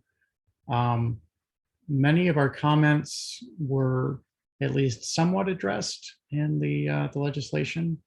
For instance, there was a suggestion that that we made that the membership of the board should have a gap between, so there's certain classes that are excluded from being members of the board. We said there should be a gap between the end of being in such a restricted status and being able to join the board of 2 years perhaps. And they didn't address that, but they did address an issue of the number of active or former police officers who could be on the board at any one time. And so many of the issues seem to have been at least somewhat addressed. The method for determining the members, we asked for input from municipalities who have police departments into that. There's nothing specific to address that in the amendments, but there was a change in the practice for nominating members to bring more of it into the hands of the county council members. And so perhaps we would have a little bit more influence with our local county council member. So would thereby have more influence in that process. So given our previous luck, given the status of the legislation, and given my hope that we will receive more flexibility from the state legislature in next year's the 2023 session, I would suggest that we may want to just let this one go, but I'm happy to hear from council members if you have different ideas. So those are my initial comments. Any council comments? I'm fine with that suggestion. Any others? Okay, well, unless someone makes a motion to turn this into an item, and I'll give you a few seconds for that, then we will simply move along on unfinished business. And any members of the public can speak up whenever they wish. So 3, 2, 1, we're moving on. Okay, next item under unfinished business is street furniture in town benches, which is the approved budget CIP project 12 BW10. Director Lewis. Good evening, everyone. As discussed at the last work session with the council, many of the town's public benches need to be replaced. The two options that the staff considered for replacements and presented to the mayor and council were both black wrought iron with the option of a flat or arched back design. Staff used the feedback from the mayor and council and the chair of the green team following the meeting to develop criteria to guide the staff selection of replacement benches. The criteria are durability and long lasting, made from recycled material with an ergonomic design, light in color to reflect heat, and affordable and competitively priced. We certainly anticipate that there are many options that will satisfy the criteria and are looking for mayor and council support for these criteria and possibly others that staff should consider. Thank you for that update. Are there council questions or comments?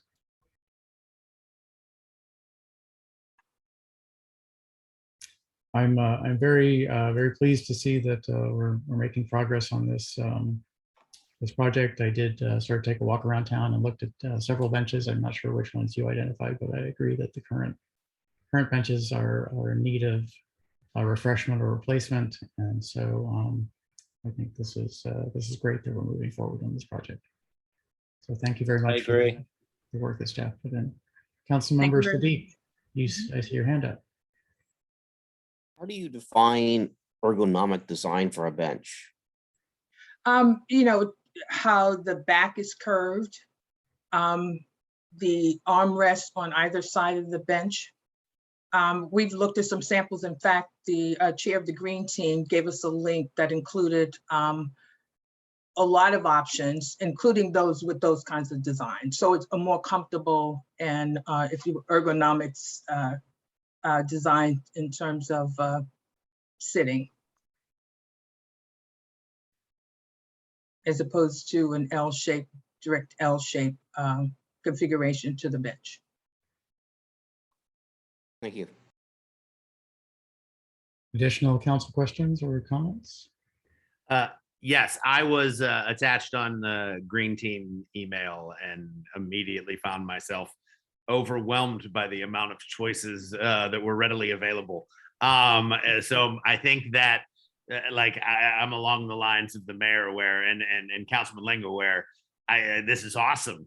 But when it comes I don't have a particular bench or design to be able to suggest here other than I trust staff's decision making. And that's where I'm at. So thank you. I think this is going to be awesome. I think it's going to look great. I can't wait for it to happen. But in terms of choosing a chair or a bench. So thank you. Thank you. Thank you, Councilmember Foe. Any additional council questions or comments? Hearing none, we will expect to see something in upcoming meetings, and I'm very excited about that. Thank you. So we have many specific items under new business this evening. These are just things that that came up since 2 weeks ago that need to be addressed for efficiency reasons. So let's go ahead and dive into the first of them. The first is about suspension of competitive bidding given the restricted supply of vehicles that are available for the projects that have identified a need for vehicles that we approved in the budget. So staff, please let us know. Yes, Mr. Mayor. So the council had passed a very similar resolution a number of months ago, and it worked. The suspension of competitive bidding allowed the town to acquire 2 trucks for Department of Public Works that we otherwise would not have been able to acquire. The same dynamic continues and trying to locate vehicles. And that dynamic also extends to certain equipment. So what we're asking for this evening is approval of a very similar resolution that would be for a period not to exceed 6 months. It will carry us through the first 6 months of the new fiscal year. And it would allow town staff to locate and for the town manager to approve the acquisition of vehicles under certain conditions. And those conditions, if you can go up 1 page, just above Exhibit 1, those conditions are that it meets the specifications in the attached vehicle and equipment list, and that the cumulative cost is within budget, and that the acquisition of any one vehicle not be more than $125,000, which is the most expensive that we anticipate. If you go to the vehicle specification page, you'll see that we're attempting to buy some general purpose trucks for the Department of Public Works. These are medium to heavy duty trucks. And whether we can get electric, that'll be our first choice, but that's looking very dim right now. But then we're looking at hybrids, but then diesel and gas. And then we spell out what the various specifications would be. New on our ask is to include an equipment purchase. And currently, the town has a very small tractor. And frankly, when we load it, it can't carry that much weight. And so it's in the approved budget to get a mini excavator type skid loader. And so we started contacting companies, and it's very difficult to find skid loaders and that. And looking on state contracts and trying to go that route, we're hearing the same thing that we're hearing about vehicles, that they're going to be hard to come by. And then further down on the list are 2 vehicles for our neighborhood services department. And what we're looking for there, preferably electric, but we're looking for half-ton pickup trucks, light-duty trucks. And as mentioned in the CIP of the budget, we wanted to go with trucks because if staff see some debris or something out, they can just pick it up and help out the Public Works Department, as opposed to having to notify someone and then go back out with a different vehicle. So that's what we're asking for this evening, is for you to authorize the town manager to move forward in trying to locate these vehicles and piece of equipment, and to make the acquisitions outside of riding a contract that was competitively bid, provided we meet the conditions in the resolution. And with that, I'll take questions, sir. Thank you, Mr. Town Manager. Are there questions from the council?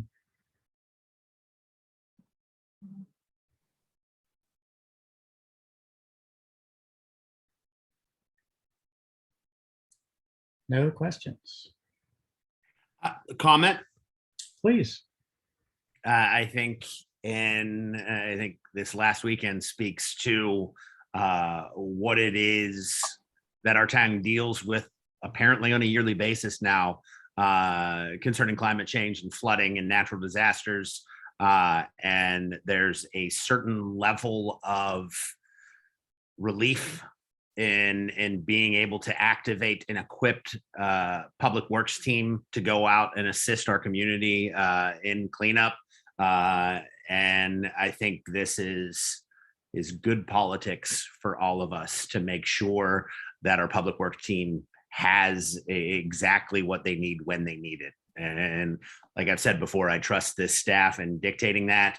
There's certain requirements to the purchase of these vehicles. There's limitations on the amount of time that we allow staff to act in this way. I feel like we should support this. Thank you, Councilmember Fall. Any additional council questions or comments? I have a few questions. The mini excavator loader skid steer, are there even electric or hybrid versions of that equipment, or is that essentially only available as gas or diesel? My guess is that it's going to only be diesel.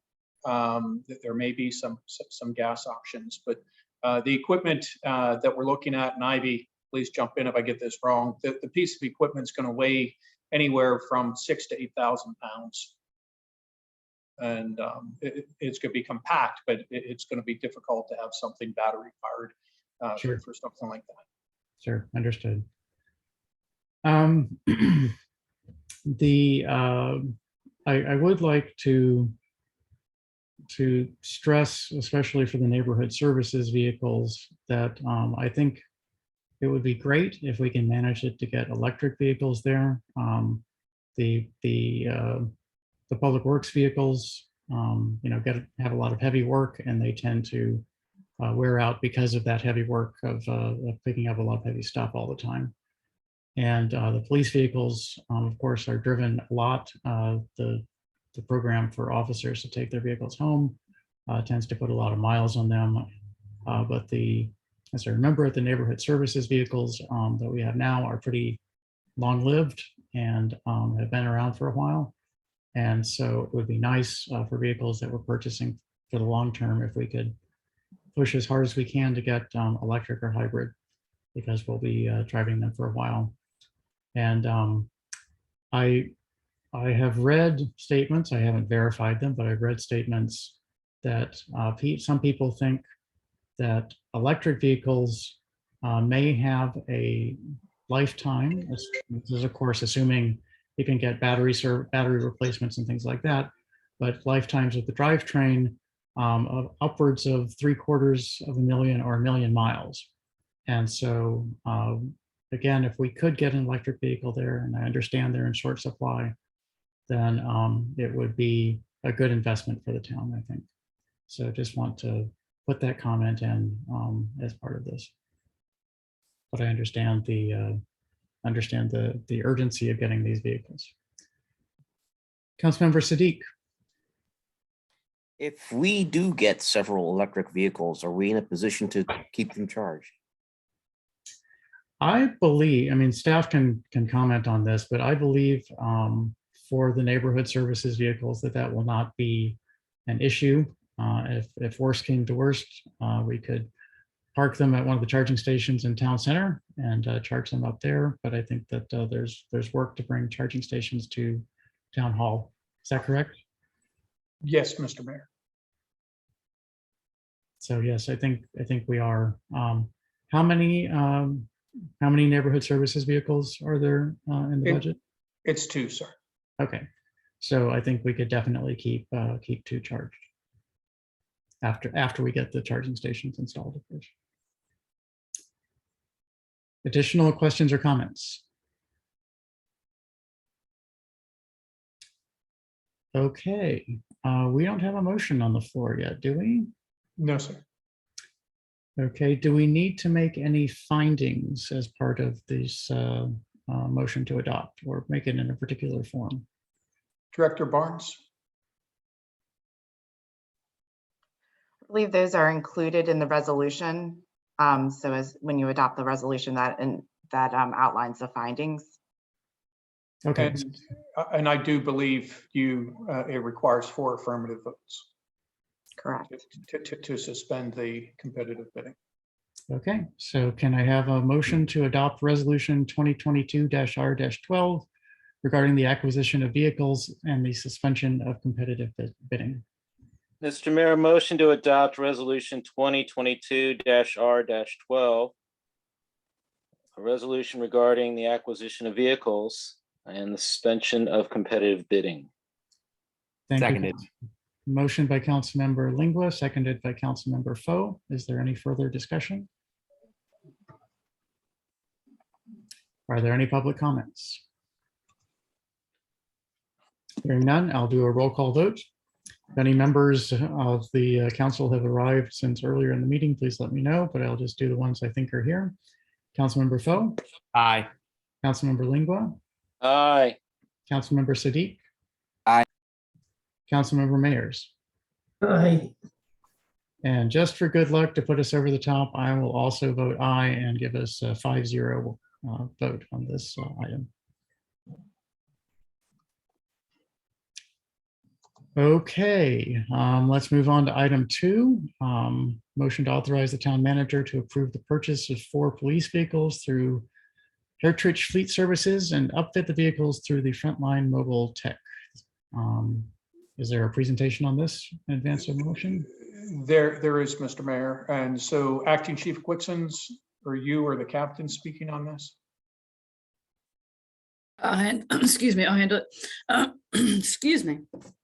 The police department has experienced the loss of several police vehicles, and we're requesting the replacement to replace the current aging fleet within our current budget constraints. The approved fiscal year 23 CIP budget anticipates purchasing 4 Ford 22 Police Explorer Interceptor utility all-wheel drive hybrid vehicles.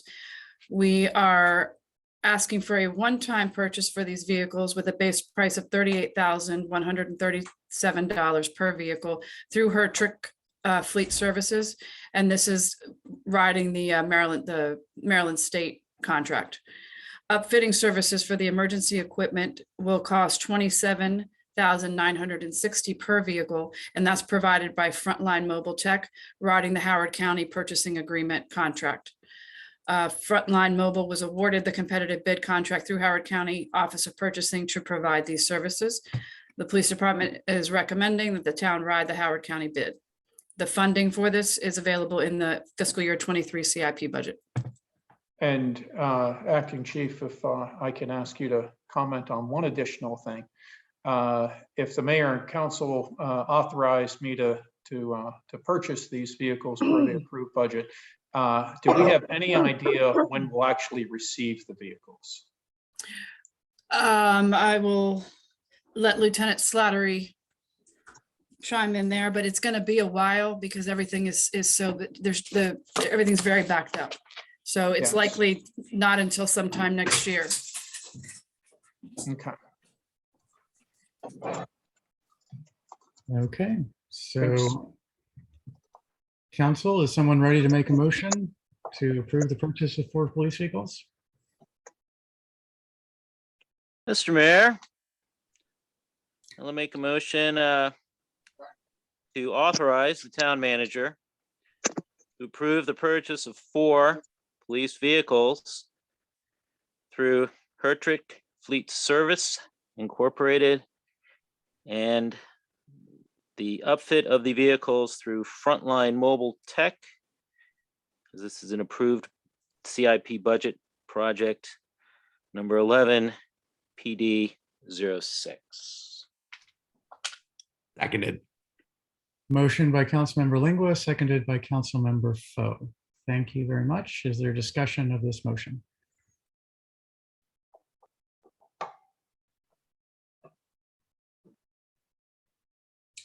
I will discuss if no one else has a comment and just say that given previous years' difficulty in acquiring police vehicles and the current situation of difficulty in acquiring any vehicles, then I'm glad we're moving early in the fiscal year on this and getting going. So thank you for the collecting the bids, for finding a good price for us.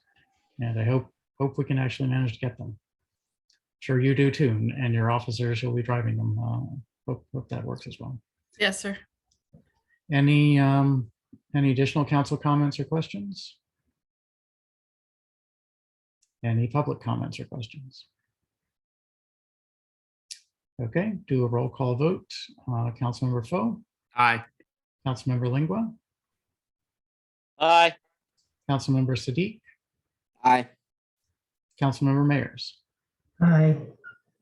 And again, it's a financial item. I'll go ahead and vote aye and make it a 5-0, just for good luck.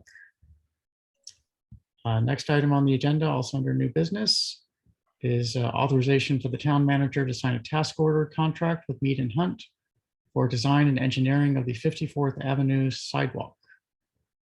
Director Lewis, if you can brief us on this, please. Sure. Good evening again.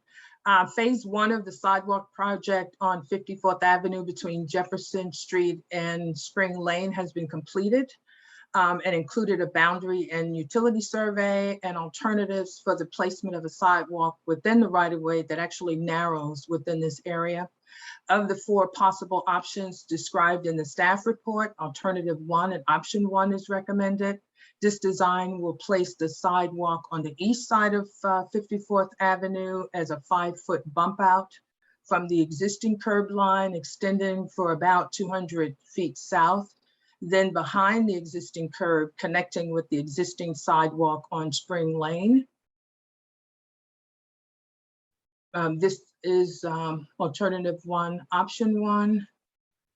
And this option would narrow the roadway from 25 feet to 20 feet, leaving 10-foot wide travel lanes in both directions, and is by far the easiest of all of the 4 designs to achieve in terms of cost, avoiding encroachments in the public right-of-way by adjacent property owners, and the number of infrastructure or utility infrastructure that would have to be relocated and the number of trees that would have to be removed.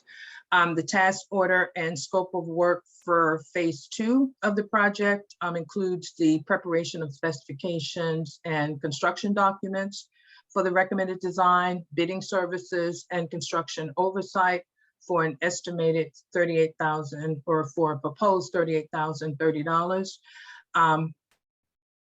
The project is funded by a community development block grant and town funds totaling $167,500.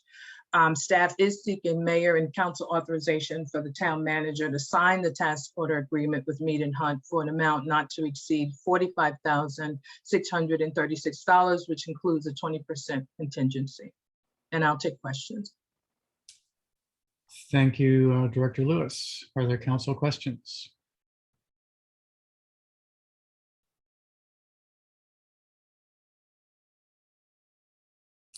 So don't appear to be council questions. I actually am pleased to see our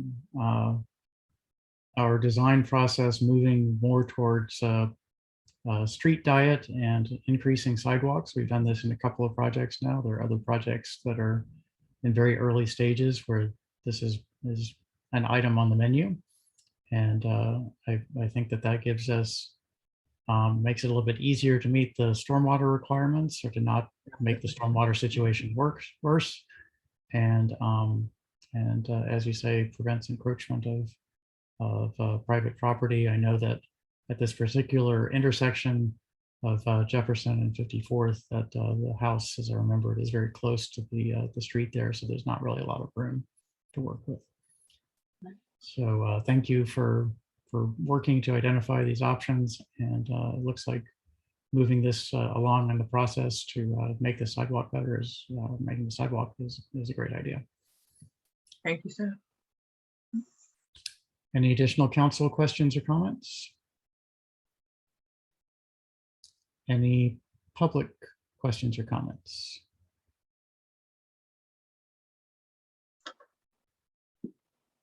Okay, I'll do a roll call vote. Councilmember Foe, Aye.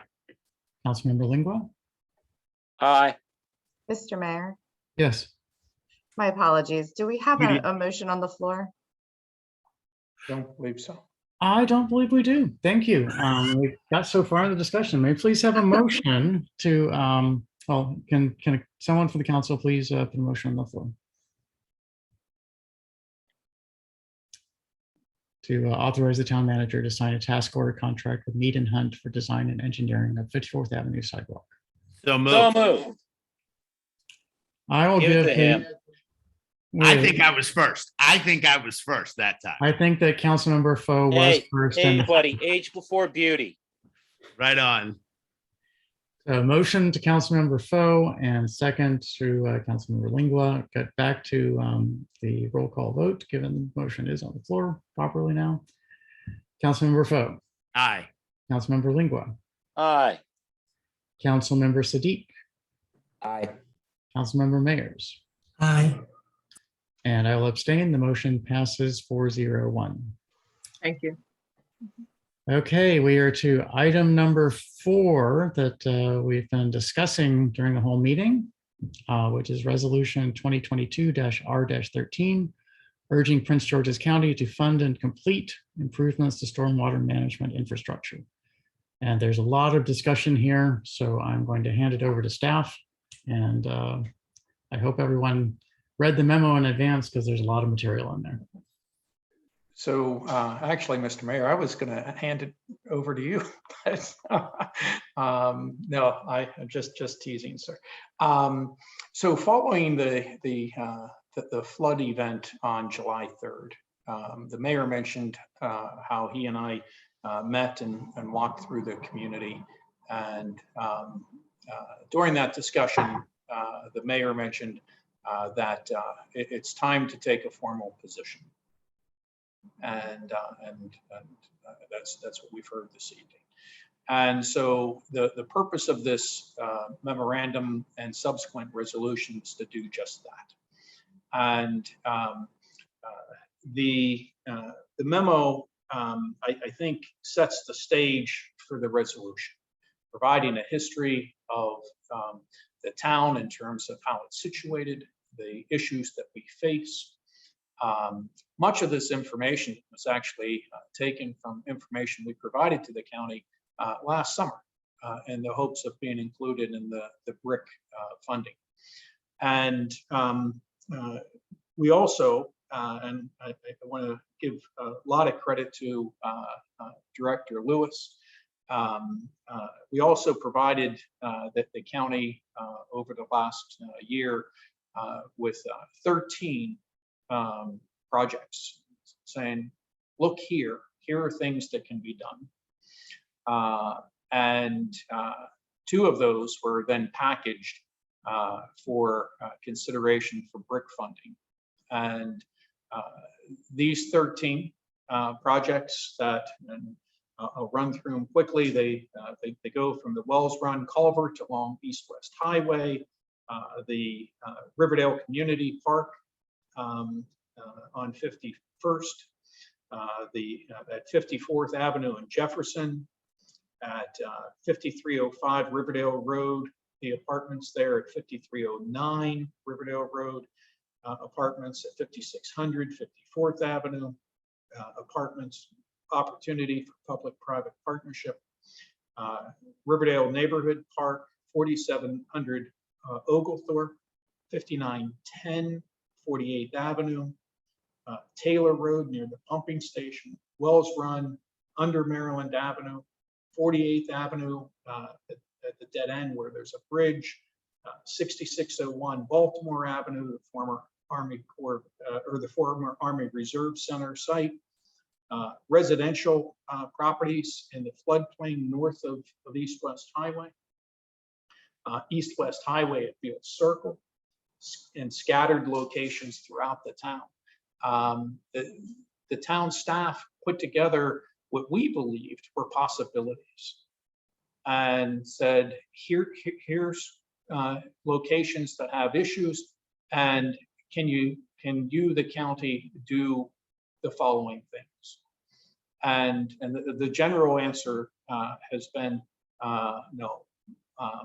And these things are as they were a year ago. And the same with the BRIC, 2 BRIC projects that we submitted. We were told no further is required from the town. And when pressed, we were told our projects are not in consideration. And so that's very disheartening because we're seeing and hearing from our residents, we need you to act. And town staff, I think, have acted in putting together these possible things for the county to do. We have included in the memo, in addition to those 13, some items that the mayor has pointed out, and that is the large parking lots between Queensbury and East-West Highway, just west of Baltimore Avenue, that really add to the runoff, and that were created long before the updated stormwater management requirements. But that runoff finds its way to Wellsburg. In terms of requested action, there's little things in our list, all the way up to let's create some large retention areas. But even with the little things, we haven't seen movement on the part of the county. And so what staff have done is has taken this history and point out that with climate change, the floods are likely to become more current. And we've put those things in a resolution that spell out for the mayor and council's consideration what it is that the history is and what it is that the town would ask of the county. And a recurring theme is that the town is asking the county to design, fund, and construct either new infrastructure or upgraded existing infrastructure. And then the town's also asking the county in this resolution to have some short-term interim programs to help residents flood-proof their homes, to install a sensor network to alert our residents should a flood be imminent. There's a lot here to digest, but I do think it's a pretty clear statement, as succinct as staff were able to make it. And in full disclosure, the mayor has provided some assistance and guidance in crafting this. And so with that, I would ask that if the council has questions, or if Mr. Mayor, if you want to go through each of the whereas clauses and the provisions of the resolution. I will add one tidbit of information. I was talking with my counterpart from Edmundston earlier today, and what he shared with me was after the pumping stations were constructed, or the Edmundston pumping station was constructed, Edmundston didn't flood until the flood of 2020. And then they just flooded again on July 3rd. And one thing that has changed is some serious development north of us. I'm not pointing within town, I'm pointing north of Riverdale Park, because within town, to the best of our knowledge, everyone has complied with all the stormwater management regulations. And I think an open question is whether or not all the development outside of Riverdale Park has complied with on-site stormwater management. And I think that's an open question that it would be nice after this resolution, perhaps for the county to get back to the council on a response to that. So, Mr. Mayor, would you like to walk through the resolution with that kind of general overview, or how would you like to do this? I think that would be a good idea. If we can scroll up just a little bit, then we can go ahead and go through whereas by whereas. So go ahead, Mr. Mayor, I'm sorry. And actually, if I think that we've had enough of an overview, and so if there's a council member who is willing at this time to make a motion to adopt the resolution, then we can work through, and amendments can be done as we go through if needed. Okay, so moved. Seconded. Motion by Councilmember Lingua, seconded by Councilmember Foe to adopt resolution. Sorry, I've lost the number. Give me a second.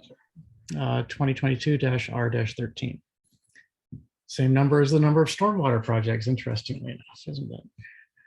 So, the for the purpose of course, establishes why we are doing this, which is to formally call upon the county to address stormwater management issues within the town and upstream, is to improve the situation, which we feel progress has been slow along this in this direction. Then the next few whereases provide a context and history. The fact that we are susceptible to flooding, the structure of stormwater management systems within the town, our requests for improvement projects that have been rejected, and the fact that we expect to be more subject to flooding in the future because of climate change. I'll just pause right there. Is the language of these acceptable to the council? Are there any changes needed, or does it look okay? Looks.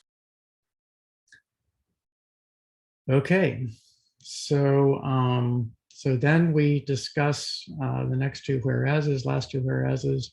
We discuss the fact that the county is primarily responsible for stormwater management, and that we feel that they need to step up the pace a bit in their implementation of that, or their meeting of that requirement. And then discuss the program that we have used successfully, most recently on Longfellow Street, to assist the county, to work with the county, be perhaps more nimble and efficient in making these stormwater projects happen. Do both of those look acceptable to the council? Any questions or comments?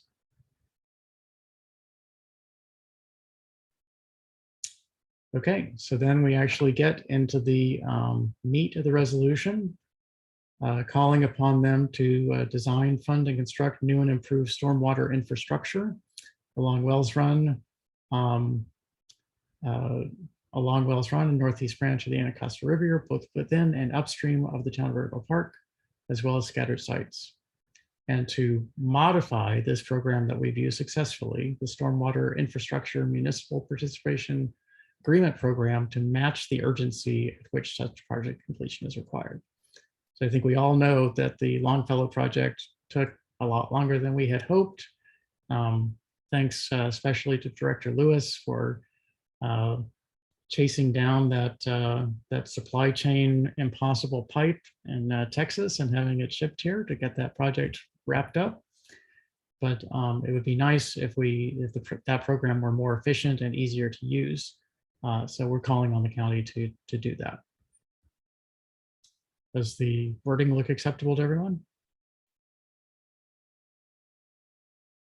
I'll take Yes. silence as a yes. Yes. Then touch on this item that even with improvements on that program, we know it is going to take time to implement those programs. Nothing seems to move very quickly in stormwater land, and so the county should implement these interim programs to help homeowners make their homes more resilient and to provide early warning for flooding events. You know, if I stayed up all night waiting for it, every time I got a possible flooding alert, then I would be seriously sleep deprived.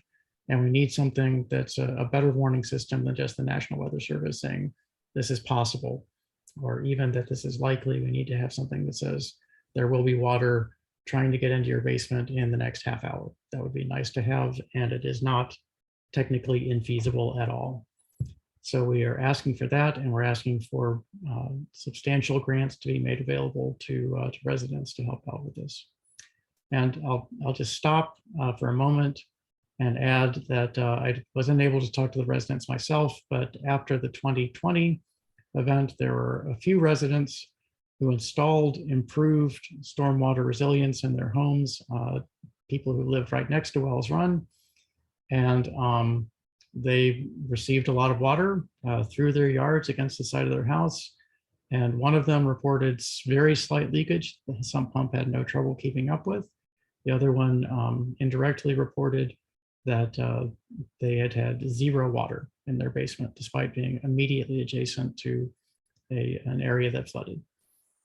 So that sort of floodproofing can work, and we need to make that accessible to as many of our residents who are suffering as possible.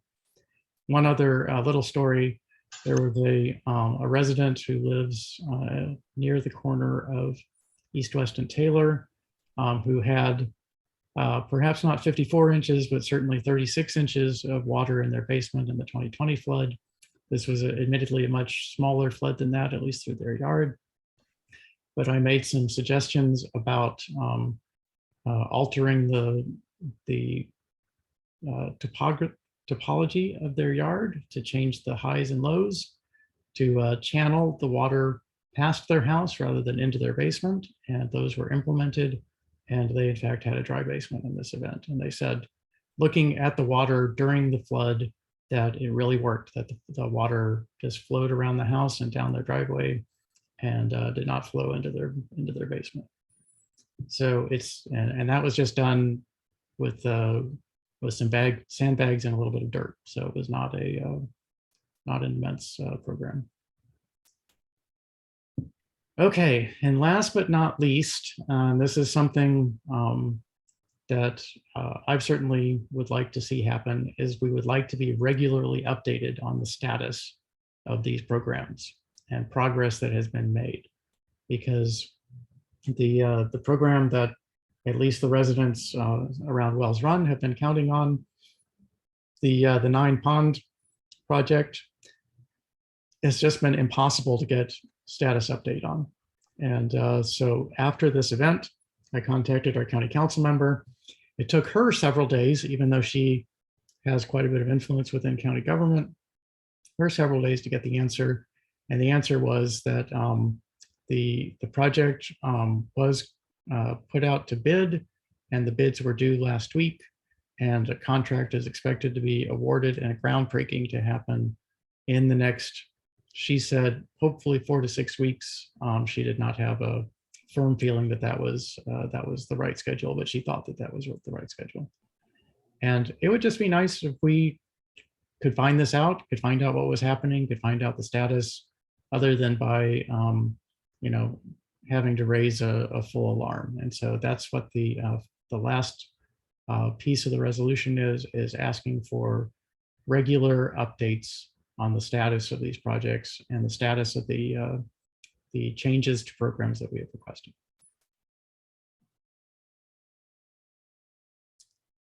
All sound good? Comments or questions? I'd like to offer an amendment, Mr. Mayor. Yes, please. Item number 7. Scroll down, scroll back to that, please, so everyone can see. Is this in the memo or is this in the resolution? In the resolution, sir. Actually, this is hold on. Well, it's the 13 projects are mentioned in the resolution, pardon me. But what I'm asking for is an addition in the memo, pardon me. Okay, well, If the memo is going to be attached to this resolution. Okay, can staff please back up to the memo, item 7? Or project 7? And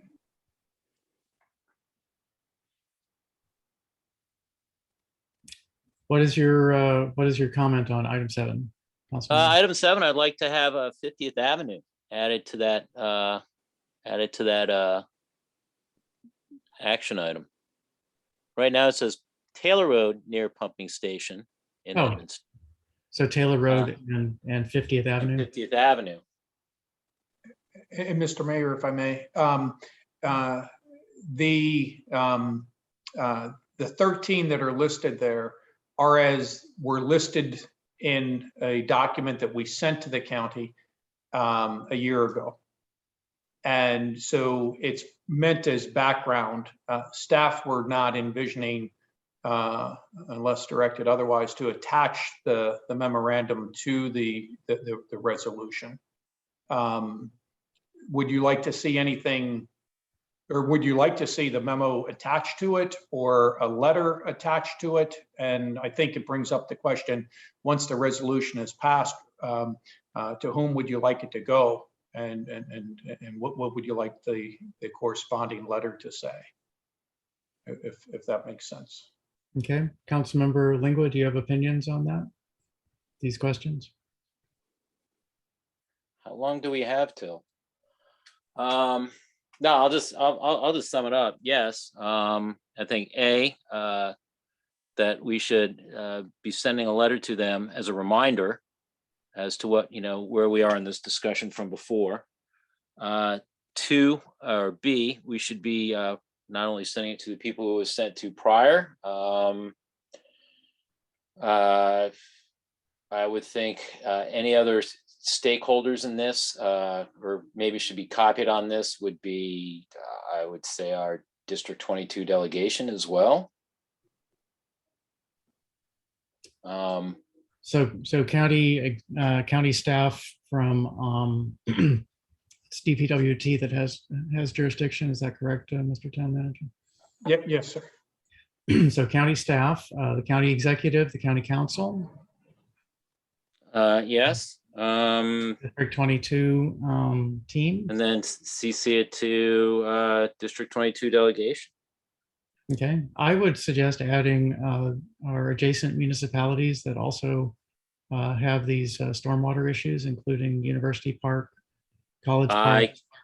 I think that's a great idea. I was going to offer a step further and at the upcoming PGCMA meeting, which I believe will be in September, that this item be brought up for discussion there and have this letter and this resolution circulated to all 27 members of PGCMA.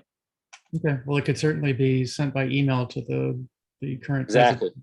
Yeah. Exactly, to the current president and have them take it from there. That would be fine too. But I think this is, I'm sure we have other municipalities who have very similar issues who would find it encouraging to take a very similar approach as we are taking right now. Agreed. Okay, so Mr. Town Manager, do you see any need for specific amendments to the resolution? No, if it pleases the council, we would craft a letter, perhaps for your signature, sir. Okay.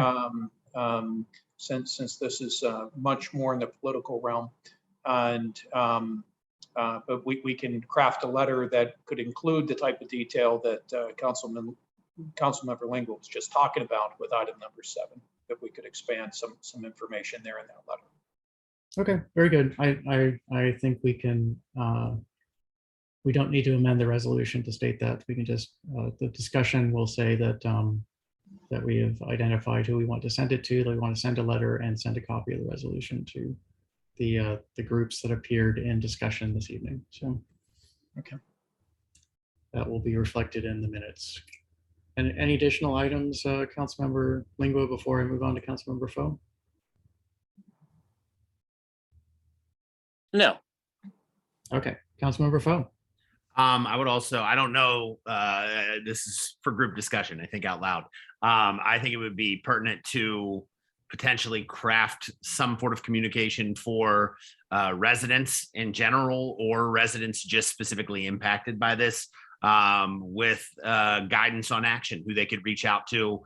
These are actions we are taking. This is how you can help support this initiative that we are trying to undertake as a town. I think the squeaky wheel gets the oil, and I think the more residents that we can drum up in support of this townwide project, the higher the likelihood of us at least gaining a foothold here. So you would like to see a program to communicate this to town? I'd like to see it plastered everywhere. Like people ask, what are we doing? It's right here. This is what we've talked about in the past. This is the response that we've gotten from the county. So every time you see water in your backyard or in your basement, like this is the inaction of other electeds to some extent. Okay, we can discuss. I mean, that's for a further discussion, and maybe it's new business and when we reconvene. I just feel like community outreach is a component of this that we could take advantage of. Sure, no question. Are there other council members who want to comment on Councilmember Foe's suggestion?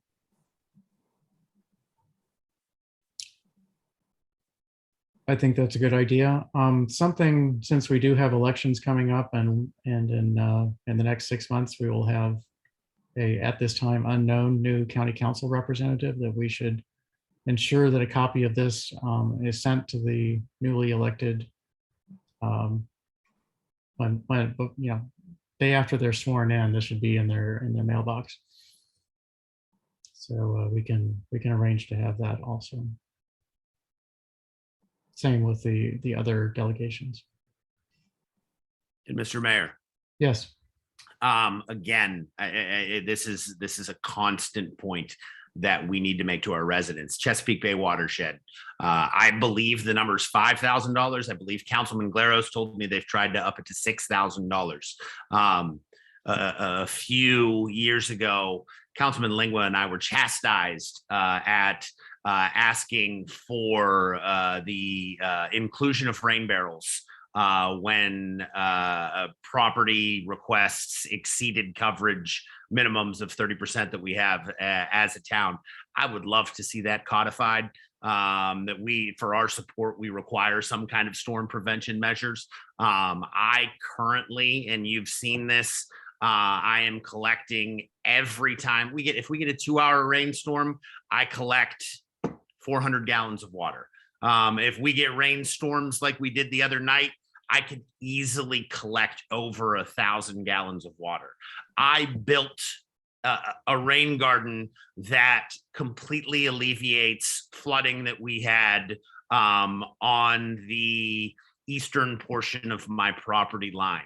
I am able to hand water my entire garden through a majority of the season. And if I can't, I am able to empty it in my backyard, ensuring that that water does not burden our storm management systems. It's returned to natural aquifers. Now, I recognize when I say 300, 400 gallons of water, it's a drop in what it is that we're seeing. But if community-wide, we are getting people that are collecting 300 and 400 gallons of water, at least we are doing our part. There is monies available for this that so many people are choosing not to utilize. If they live in rental facilities, it even applies to property managements. There, I think it's minimums or maximums of up to like $20,000 for stormwater mitigation that can be offered to multifamily dwelling units. And we need to continuously push those things. No question. And if you remind me in the middle of August, I'll try to put something in my mayor's report. And of course, you're welcome to put it in your Ward 2 report. And I think that that's great. But I also think that this is not just an individual responsibility. I'm aware, but we're not seeing any of these things being done. And I just want people to have active roles that they can play to deal with it now. Understood. Understood. Okay, any additional discussion? Town Manager Lustician, do you think we're set or need any changes in the motion or changes in any of the documentation, or can we move ahead to a vote? From a staff perspective, I believe you're ready for a vote, sir. Okay. Just to make sure, are there any members of the public who are present who wish to make a comment or ask a question? Okay, and we don't have a motion, if I'm correct. So why don't I get a motion? No, you do have a motion. We do? I didn't mark up my notes when that happened. Okay. So we have that's right. I got it in the middle of that before we started into the actual discussion. Okay. So let's go ahead and move to a vote. Councilmember Foe. Aye. Councilmember Lingua. Aye. Councilmember Sadiq. Aye. Councilmember Mayers. Aye. And because I think this is important and because I have a lot of time and energy sunk into this, I'm going to vote aye also, and it will pass 5-0. Okay. So we've passed 5-0, and Town Manager and I will work on a letter and getting this out as quickly as possible. Are there any other items of new business?